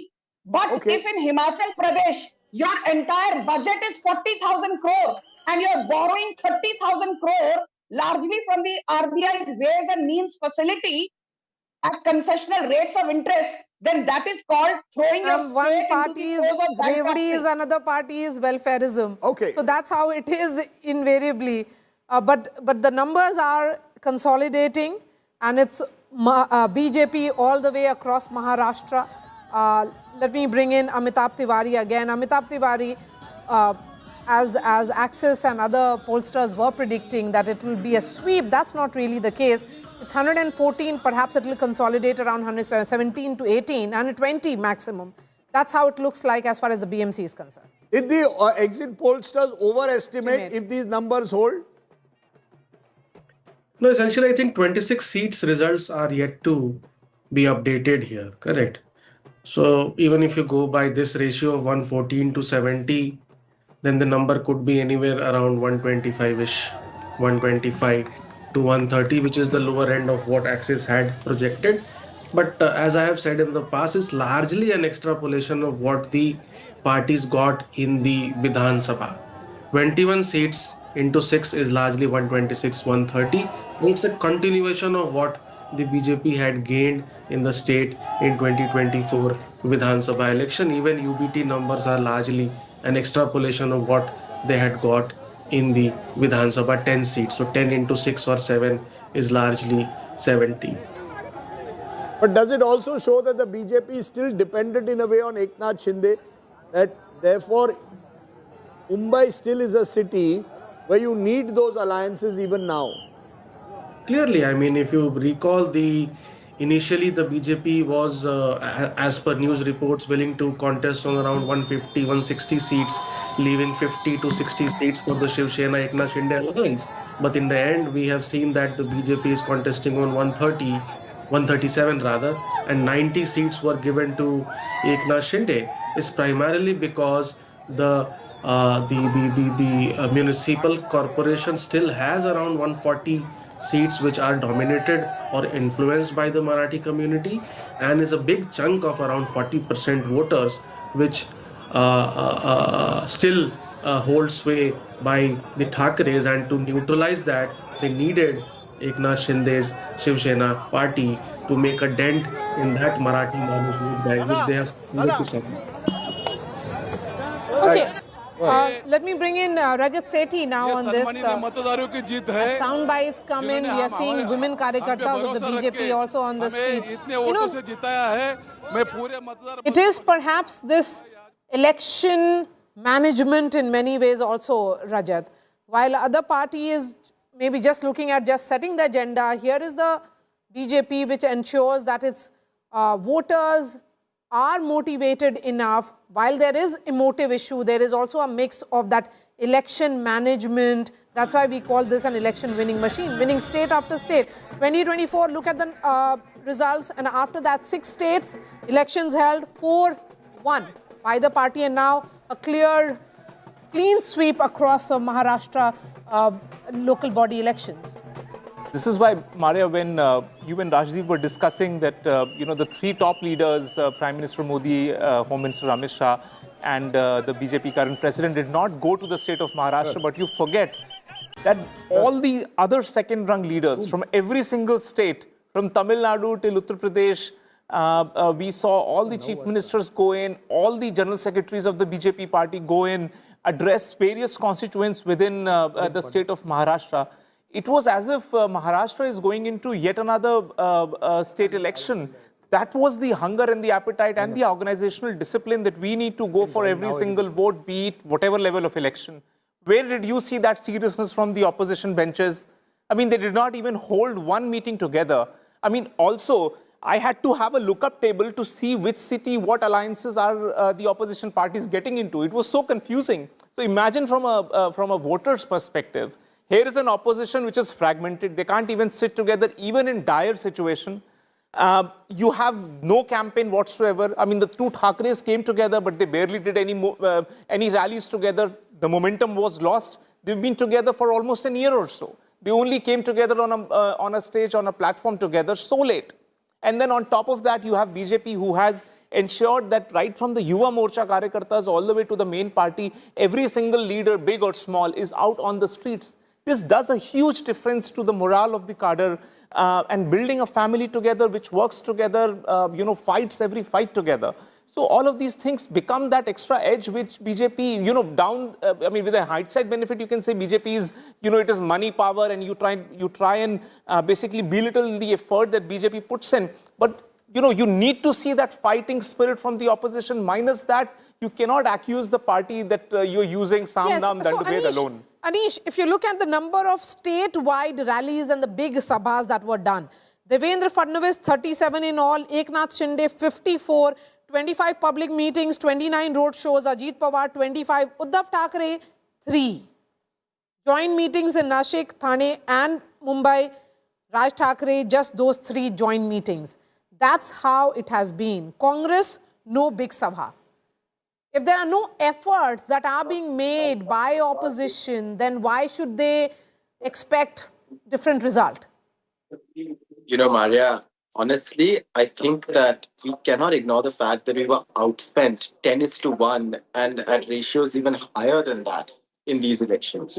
We know that for local body elections, often the trend that continues from the state elections, particularly when those elections have been held not too long ago, does sort of continue on to local body elections. We cannot ignore that there was a tactical decision made here to focus on door-to-door campaigning to ensure that we reached every household instead of spending time on large sabhas that may draw audiences but do not garner votes. Now, I think many decisions can be thought of as the right ones or the wrong ones in hindsight. Hindsight is always 20/20. But I think it's also impossible to ignore that in such scenarios, all of the messaging that was going out from these grand sabhas was not one of development, was not one of the future of our cities, was not focused on the issues that a municipality has to take care of. I mean, of course, you need big leaders campaigning, but why does a big leader like Amit Sakhtam, who used to be a very sensible gentleman, have to keep making the statement time and again that no Khan can become a mayor of Mumbai? Do they forget that Dayabai Patel, the son of Vallabhbhai Patel, who was not a Marathi Hindu,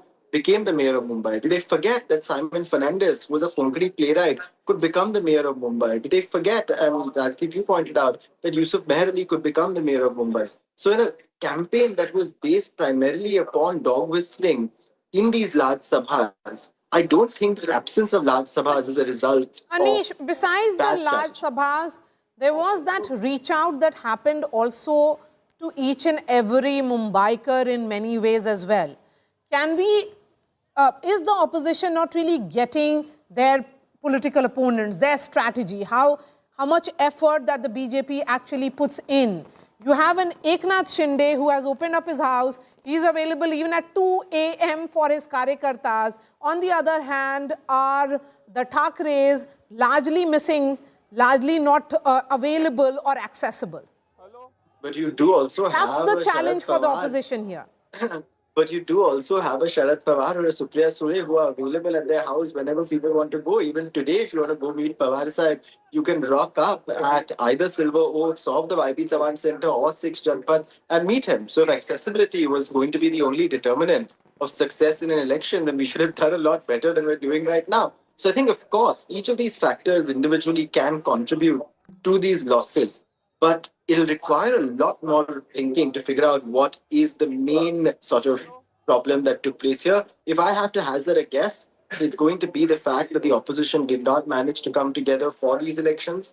Perhaps we'd anticipated that they would look different from your sort of state elections. We know that in the past, opposition parties and the government alliances have fought local body elections separately, whether that was the NCP and the Congress fighting separately earlier, or the Shiv Sena, UBT, and the sort of Congress fighting separately now. But perhaps it was required to come together against this sort of mammoth force that we have going up against us to be able to deliver on results that would at least secure us a few municipalities. Okay, so we have a big newsmaker joining us now. Rahul Narvekar is the Speaker of Maharashtra Assembly. So he's a BJP MLA, one of the young leaders that we have been talking about, Rajdeep, the generational shift in the BJP. He's an MLA from Kolaba Assembly constituency, presently the Speaker, became the Speaker in 2022, continued also in 2024. So the message that is coming in here is that the generational shift that we talk about, also at the central level, you have the BJP president in Nitin Nabin, a young leader from Bihar, who's presently the working president, will be formally chosen as the party president on 20th. Rahul Narvekar here, right here. Rajdeep, please come in. How are you looking at these numbers? Not just BMC, pan Maharashtra, it is BJP and its alliance all the way. These numbers clearly demonstrate the trust and faith that Mumbaikars have on the Bharatiya Janata Party, its leadership, Shri Devendra Fadnavis ji, under whose leadership we have contested this election. And this is a vote for development. This is a vote for progress. This is a vote for making the lives of Mumbaikars better. Mumbaikars have seen the outstanding coastal road that has been completed, the Atal Setu, which is the longest sea link, sea bridge in Mr. Narvekar, if you can hear me, yeah, we've lost him. He's of course on a Zoom from his residence at the moment. He is the Speaker of the Maharashtra Assembly. The fact, Maria, is that Devendra Fadnavis, I think, will be given his moment. In all the, usually after a big BJP victory, all the credit in a way is given to Prime Minister Modi. But in this election, Prime Minister didn't campaign, Amit Shah ji didn't campaign, Yogi Adityanath didn't campaign. In fact, all the leaders who came in from outside were the likes of Maithili Thakur came in, who attracted a targeted Bihari audience, or you had a Manoj Tiwari come in, but you didn't have the so-called big leaders. In that sense, Devendra Fadnavis took the entire responsibility almost of the campaign. So I think it's interesting to see how that's going to play out in terms of the BJP's politics. Will Devendra Fadnavis now be on the front row in a way of BJP leaders?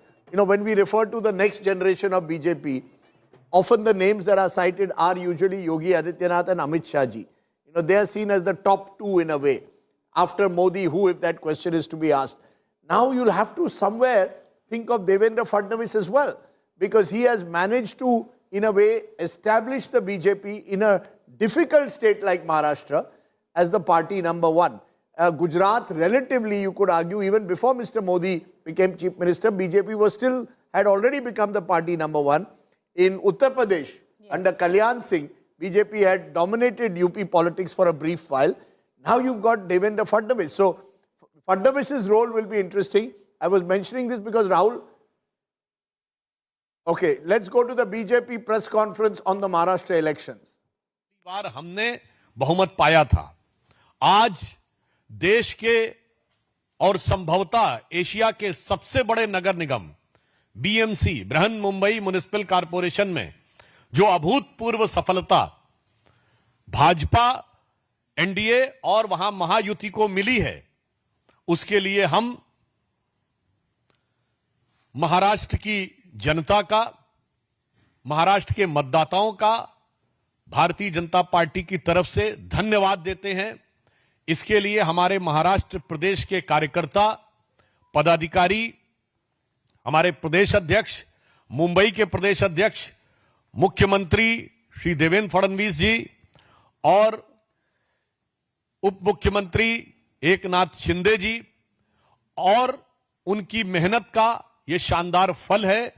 और प्रधानमंत्री श्री नरेंद्र मोदी जी के नेतृत्व में जो अपार लोकप्रियता Bharatiya Janata party को हासिल हुई है, उसके ये व्यापक विस्तार का एक चरण है।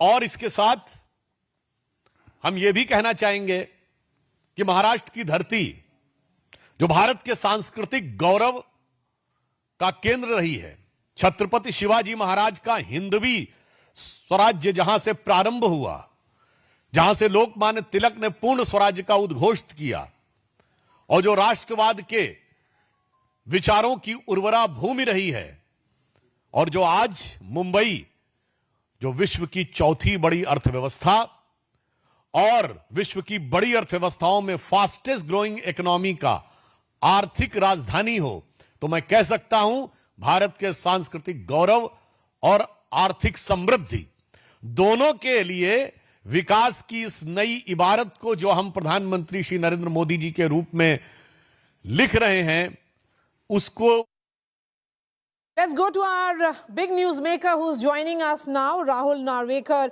is the Speaker of Maharashtra Assembly. He's joining us right now. Rahul Narvekar, what do you think has led to this kind of BJP sweep across Maharashtra? Not just the BMC, several pockets which were seen as the Pawar bastion or the supposed Thackeray bastion have also crumbled.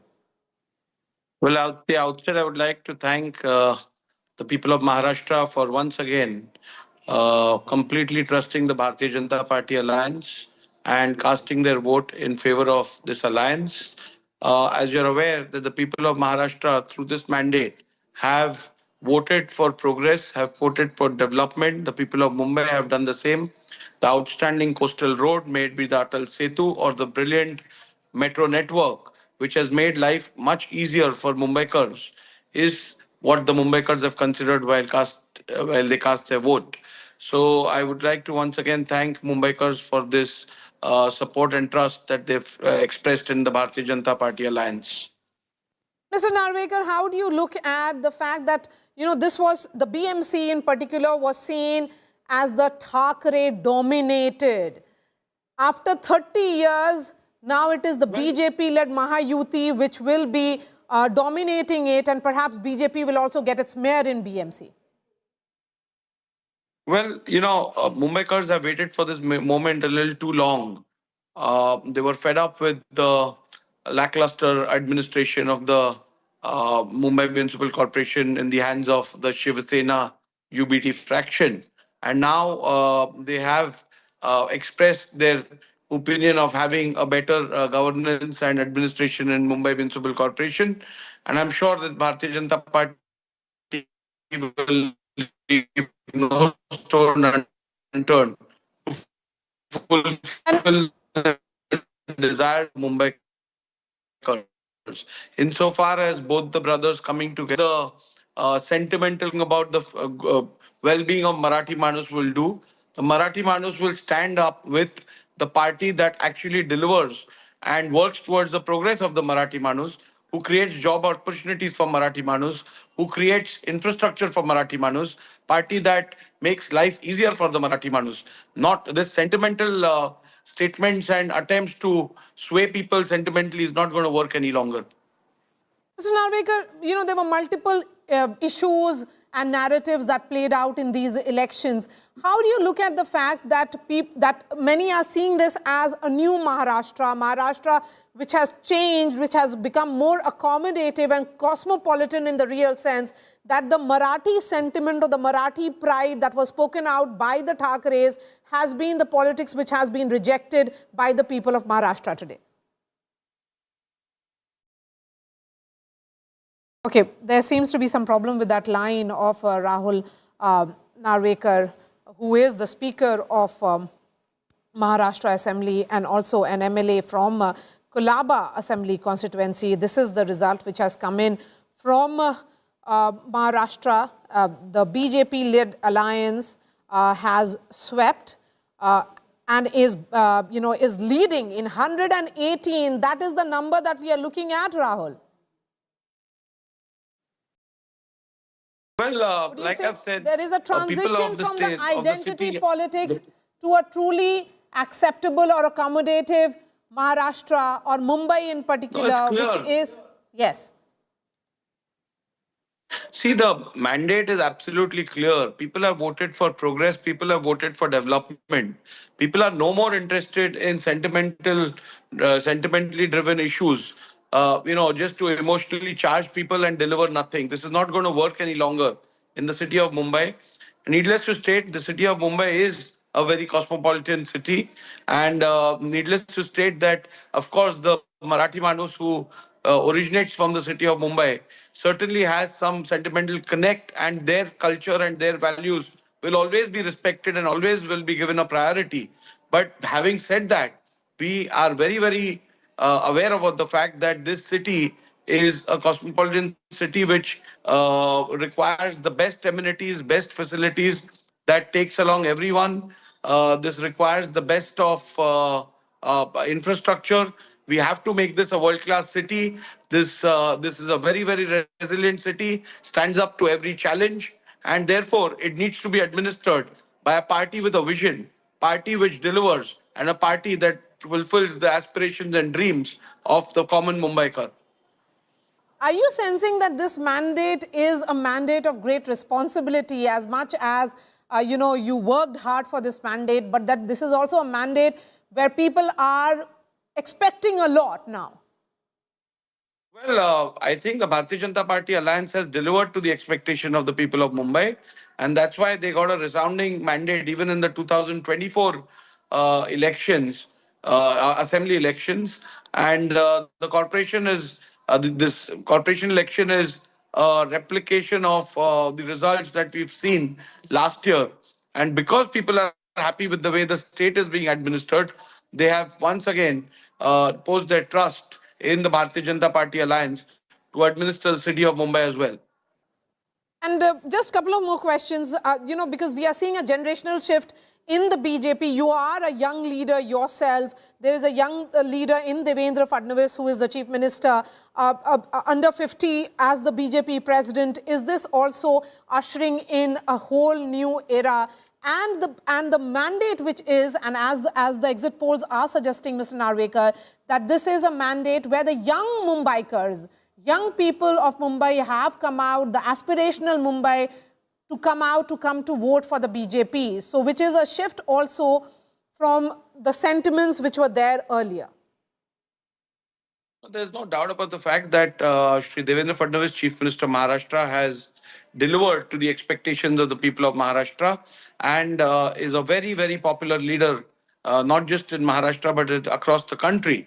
And his leadership has been widely accepted in our state as well.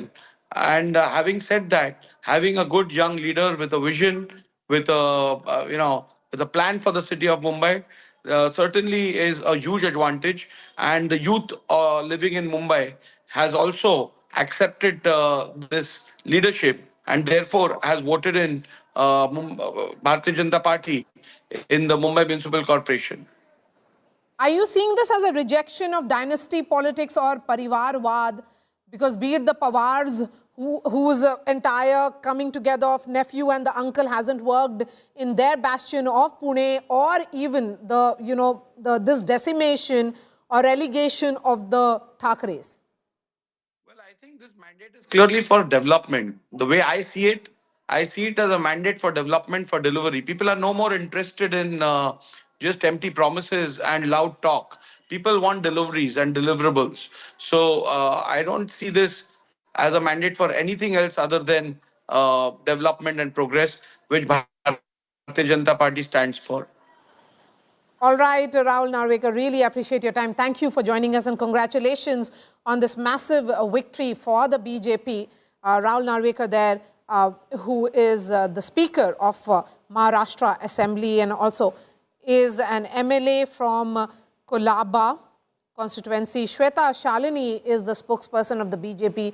She joins me, and we have Krishna Hegde of the Shiv Sena Shinde faction joining us. Anish continues to be with us. He's a NCP Sharad Pawar spokesperson. Dr. Shoaib Hashmi is the Shiv Sena leader. Jayant Mankar is a senior journalist, political analyst, continues to be with us. Matthew Antony is national spokesperson of the Congress party, who's joining us.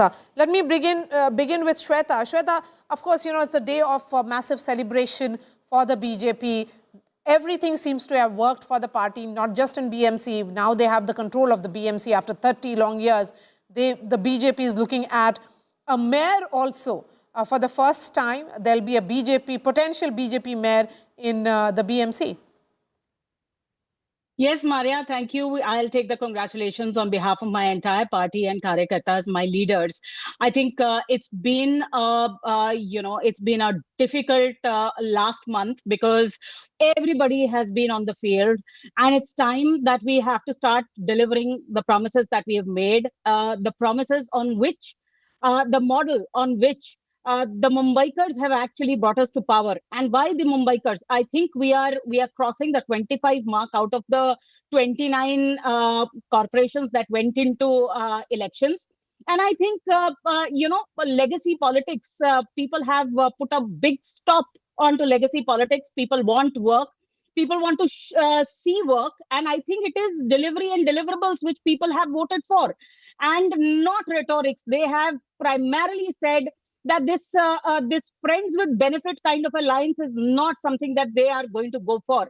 And hence, I think it's a great day for us. And the only way that we are celebrating is getting to work again, because Maharashtra will be soon going to elections in the panchayat also, and hence and the Zilla Parishad as well. So we will get to work. That's how BJP functions, because we know that governance and vikas, a Viksit Mumbai, a Viksit Maharashtra, and Viksit Bharat is what our promise is. Yes. And Dr. Shoaib Hashmi, where do the Thackeраys go from here now? What next for Uddhav Thackray and Raj Thackray? They have failed to expand their vote base. Certainly, it is the new Mumbai, as I'm looking at now, isn't really going with the tried and used formula of attacking the North Indians, attacking the people from South India, those who have built Mumbai. I don't agree with the verdict which you are showing on the screens, because you know that initially Thackerays, Shindegat and BJP, they all were in alliance before 6 or 7 years. So these all voters are voted for that time of agenda. Now, when the separation has been done, the people, the voters who has more hatred and communal, they shifted to BJP and Shindegat. And the people who have progress and vision and development of the city and country, they stays with Thackerays and Maha Vikas Aghadi. Shalini ma'am is smiling because I am saying right thing. And you people are celebrating the victory, but it's not a victory. Actually, I think it's a very big defeat of democracy, that people are happy by managing. And आपने सोचा, जैसे सुना है कि vote चोरी हुआ है, and you managed each and everything. Yesterday I voted, but I have no mark on my finger. और आपने देखा है आज ही इलेक्शन कमीशन की तरफ से ये रिमार्क आया है कि नेक्स्ट जिला परिषद के इलेक्शन में वो मार्कर यूज नहीं करेंगे. So they manipulated the elections to win the mandate.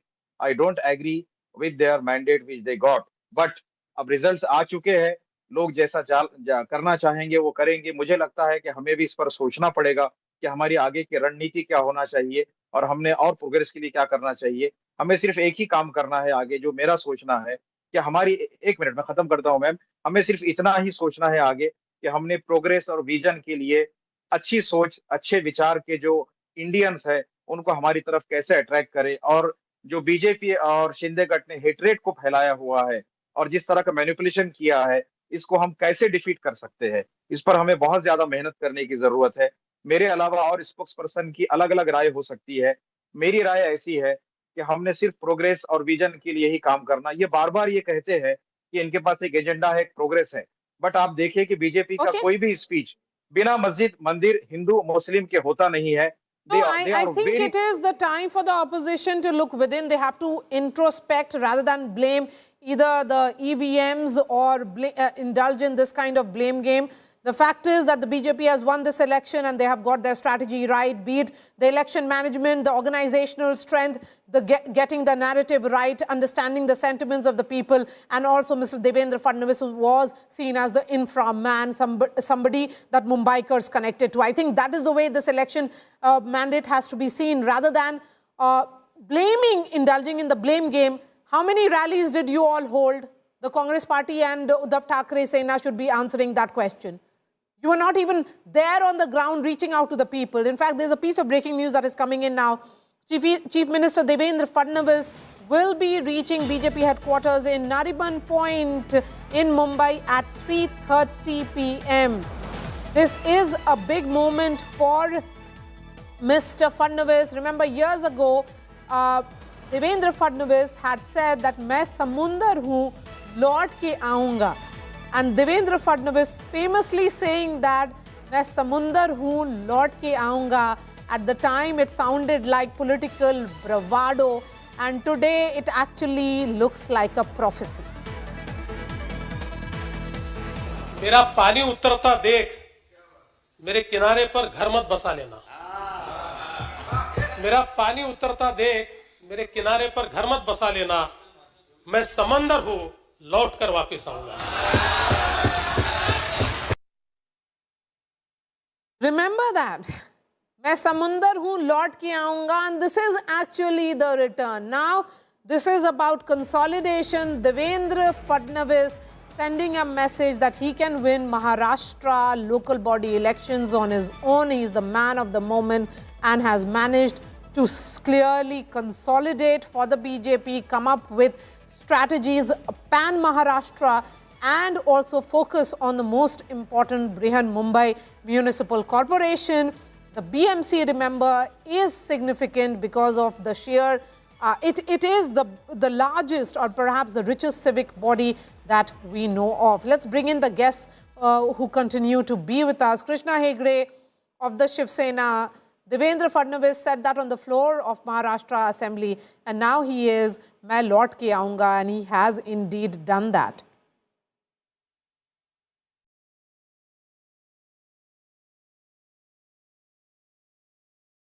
You have to unmute yourself. Devendra ji is a very versatile leader, very talented.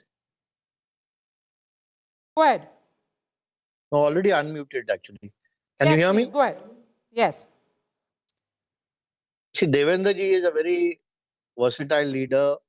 He and Eknath Shinde ji, extremely hardworking. They have spanned Maharashtra. They have campaigned hard for the respective parties and for the Maha Yuti. Our only focus is development. People have not only voted for us once, twice, thrice, and this is the fourth election which we are winning as a Maha Yuti. And therefore, the crux of the matter is, if you are going to speak on issues, if you are going to speak on development, if you are going to talk about progress, if you are going to implement central government schemes, if you are going to implement state government schemes, if you are going to reach the people's doorsteps with those schemes, if you are going to do infrastructure work across Mumbai and across the state, if you are going to give the Ladki Bahan her due, if you are going to make her a Lakpati Didi, if you are going to have cluster development, if you are going to sort out Pagdi issues, if you are going to do work for the farmers, then everyone is going to be with you. On the other side, you see that the Thackeray brothers were only talking about, rhetoric, anti-South Indian, anti-Uttar Bharatiya, anti-Gujarati, anti-progress, anti-development, and therefore the people of Maharashtra have shown them their place. And therefore, I think it is a resounding victory for us. We have swept 25 out of the 29 municipal corporations, and I think the writing is on the wall. They are a confused alliance. At one point, The Ubata wants to go away from MNS, then they want to come back from MNS. They want to go with the Congress. They want to split with the Congress. And then the people of Maharashtra say, what kind of coalition is this?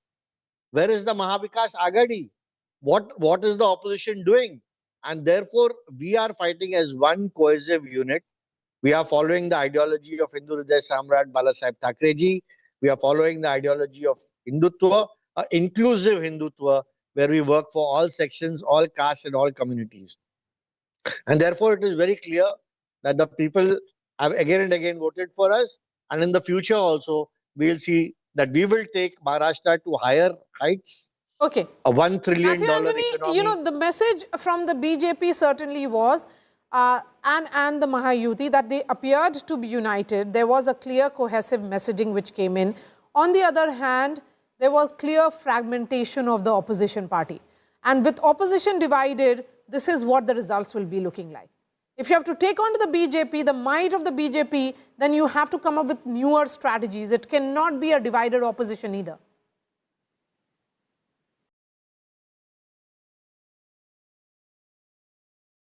Matthew Anthony. Thanks, Maria. I couldn't hear that. First of all, congratulations to the Maharashtra State Election Commission. They did a brilliant performance. 68 seats went unopposed. Then the edible ink, where multiple voting can be done. Absolutely no response to the opposition's complaints on vote. Yes. Okay, we'll try and connect with him. Anish, will you respond to that? Maria, I think you're being less than generous to the opposition when you say we were fragmented, when in reality the ruling alliance was also just as fragmented, right? The BJP and the Shiv Sena, Eknath Shinde were contesting together for the BMC, but they left Ajit Dada out. In Nashik,